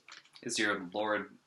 You're running Beast. Are you still running the Treeman? The Treeman Ancient is my level 4 on life. Yeah, I think the Treeman Ancient is dies really easily to a lot of things. If you had the attack characteristic of a normal Treeman, I think he'd be fine. He'd be great, but they didn't do that. All right, he'd be better anyway. I mean, it's not like he wouldn't be great, right? He'd be better. Point. Yeah. All Treemen should be like Durthu. That would be better. Anyway, don't get me started about Treeman. I've already ranted about that on the podcast at least twice. So that's my army. I'm looking forward to seeing Anthony's army. I want to see those Bloodthirsters. Yeah, he bought 2 Exalteds, right? Yeah. Or whatever they are. Whatever they are, yeah. Slaughter. The different versions of Bloodthirsters. And I think, what are we up about, like 27 people now? 28 registered? 27 minus me. Let me check now.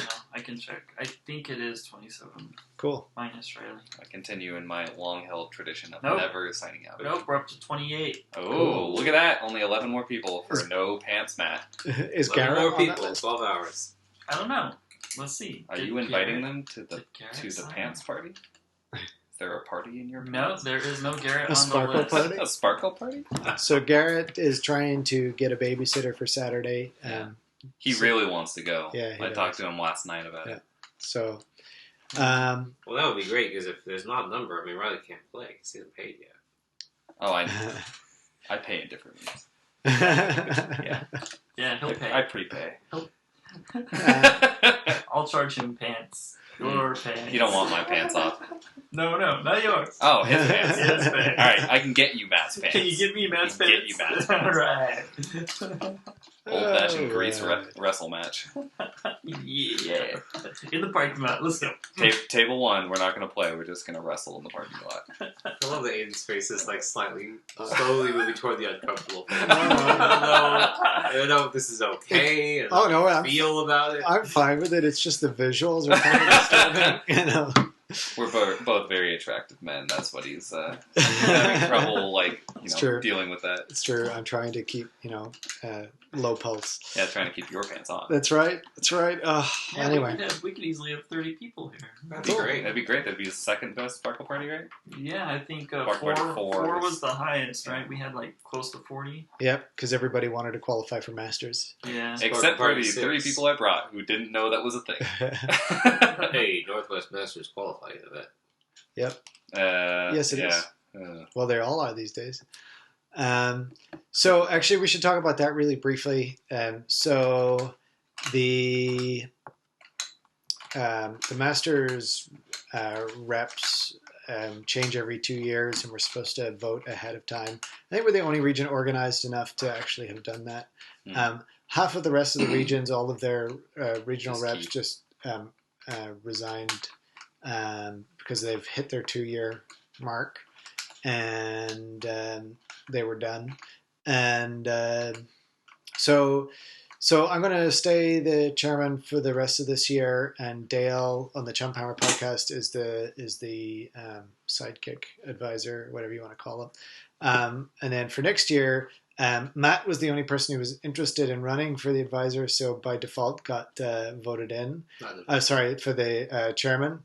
And then for the advisor, we had Nate that we were just talking about, and Ricky both running for it.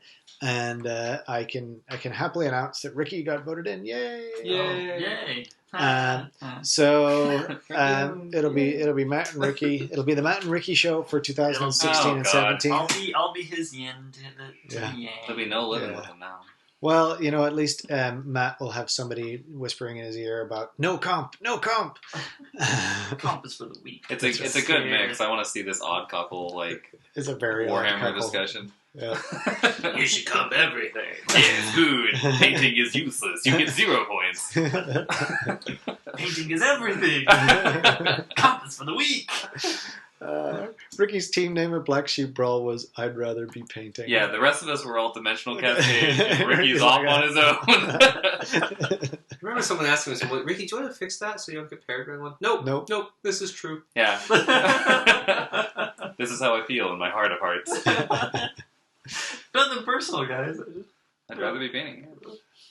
I mean, I did paint at the tournament, so who's the top dog now? That's true. That's true. I still won, though. I happen to have 4 pots of greenish paint, which very handily lent itself to ethereal. It was a beautiful job. You were basically finger painting too. You were covered in it. Oh yeah. Well, you hold them in a clump, and then just run the brush across your hand. Pouring it across. Yeah. We did a painting tips episode recently. I did not watch. I do want you to know that I am a commissioned painter available for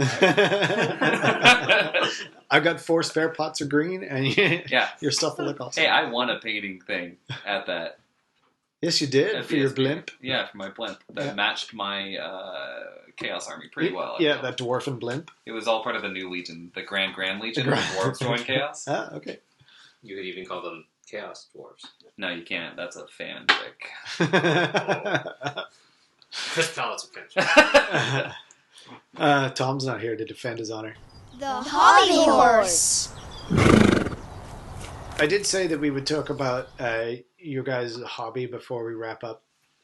So let's do that, and then let's wrap up because it's getting late. I'm getting tired, and I have to go to work tomorrow. I don't know about you slackers, but 6:30 in the morning.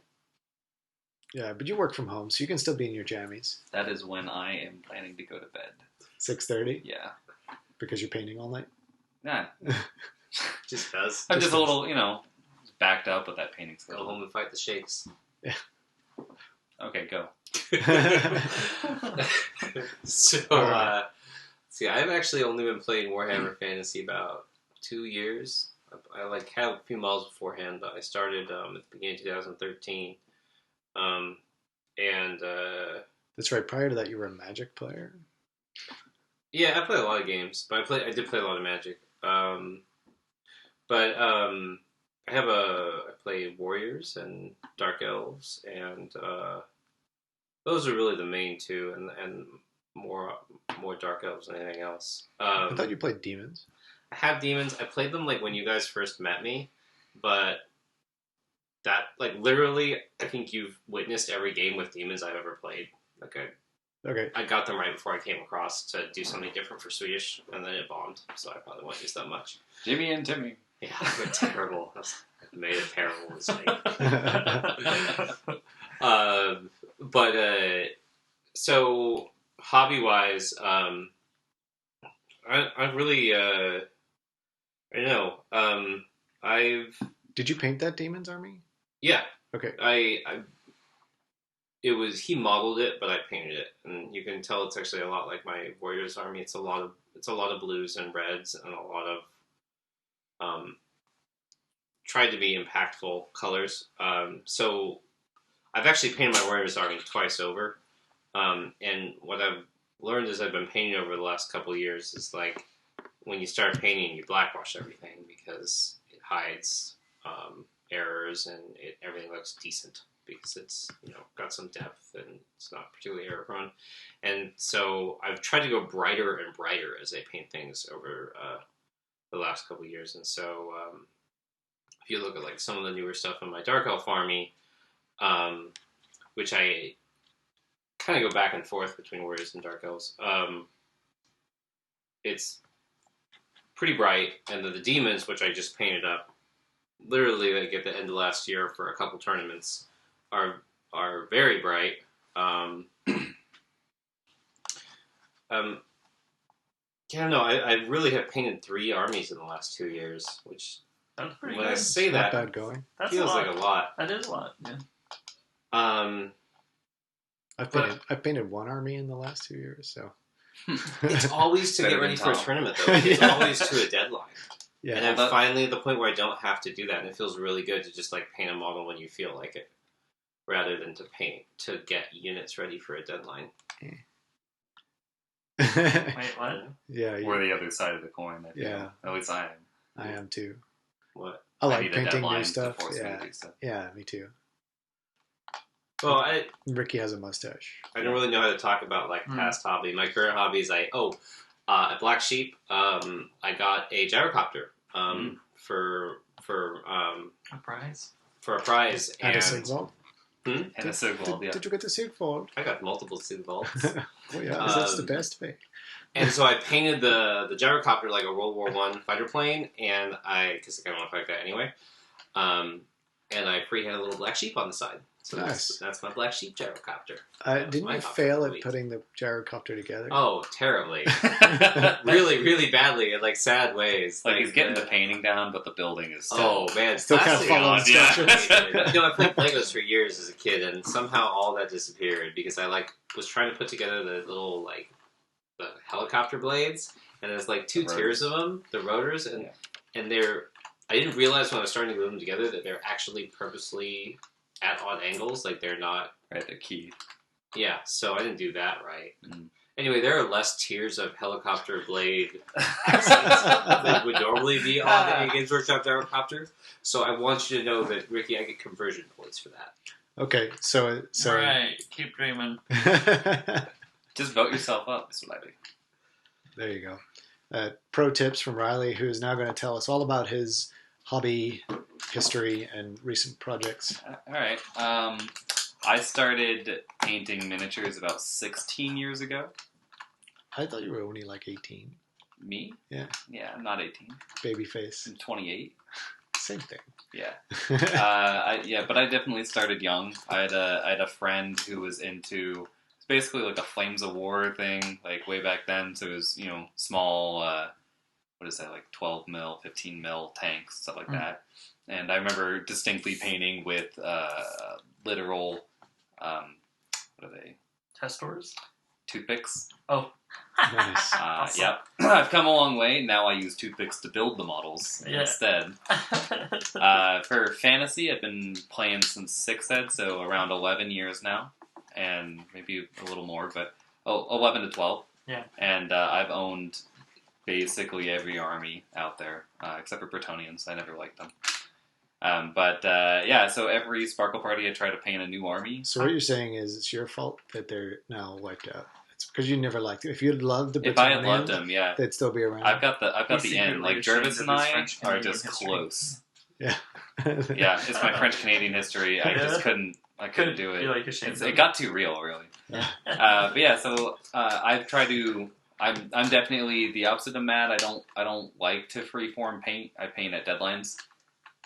So I have painted, like 4 armies in the past year and a half, just because. Because Sparkle Party. Because Sparkle Party, yeah, you got to get a new army every time. In fact, I was painting another one for a tournament called Victory or Death, but I don't have the time for that or the interest. Ain't nobody got time for that. Yeah, I did. Well, I decided at the end of 2014 that I wasn't going to paint any more fantasy armies because it's basically all I did in 2014. Mm-hmm. So in 2015, I'm not super interested in doing that, so I'm not going to. For this Sparkle Party, I've just painted up. I've had a High Elf Dragon, like the new plastic kit, since it came out. Yeah. I've never painted it. And I remember I was just talking to Ricky about it because I put it together and realized that I remember when I primed it, is the last time I'll ever use Armory Primer because it's so bad. One side is basically textured now, and the other side is flat. I hate that. Oh, it's so bad, and I remember it clearly. But I just painted it. It's interesting, with Matt talking about stuff like using the black wash and all that. Like I definitely come from an age when that was not a thing. Like you had inks and you could ruin your model real quick, and otherwise you just slap paint. So like I just painted up this dragon from Malekith using 0 washes, nothing. It's just paint on black primer and hope it looks good. Yep. It's interesting, but yeah, that's about it for my hobby. Okay, so current armies that you're running, like the ones that you have to hand that you play games with at the moment. What armies have you got?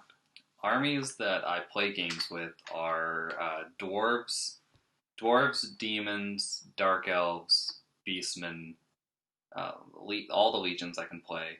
What are they? Tomb Kings, dark elves. And wood elves are armies I can play. 2 separate Dark Elf armies. 2 separate. They are. One is Malekith and one is real. Well, actually, the other one I like to run Marathian. So, yeah.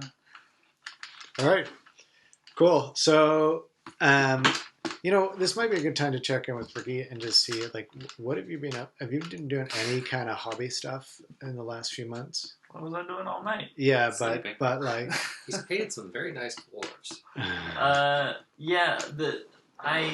have been working on what I wanted to be kind of a surprise army, but turns out nobody's going to allow me to build it ever. So there's really no point in keeping it a secret to surprise people with. It's a pyro list. It's got Bone Ripper and Thankful. So Skaven. So Bone Ripper with Thankful. 2 packs of tunneling storm. Just real storm quick, fiends. that's the new Bone Ripper thing. Oh yes, yeah, the new one. And two packs of tunneling storm fiends, both with warp fire throwers, and then and Bone Ripper is with the warp fire throwers. So in total, and then 4 weapons teams warp fire throwers. Some storm vermin and some clan rats. And then just not a whole lot else. And it's the whole point is to get as many warp fire throwers in the army as possible and just burn people. And so I also have one. I have one warlock engineer with the ruby ring, and anytime I get any double, I force myself to take scorch. So it's all the fire, all the time. All the all the fire. time. Yeah. Nice. And I played it for the first time this last weekend, and it was fun. Who'd you play? I played Michael. Michael. Yeah. Yeah, it's always a fun game. Yeah, Karl Franz passed, every time I hit him, he passed his ward save. Hit him 4 times with the template. Took out his whole unit eventually, but he still lived every time. Because it was MR2? It was baby Karl Franz. It was baby Franz, yeah, on a horse. Just a 4-up ward, and he passed it every time.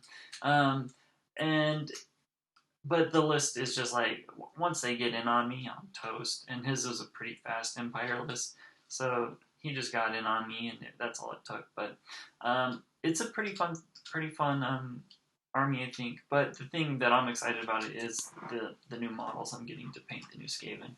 I've been doing some work on Bone Ripper. Very slow work. I think the last time I touched it was about 2 weeks ago, because I have been pretty busy with work, and then Sparkle Party, when I do have hobby time, is kind of what I've been working on.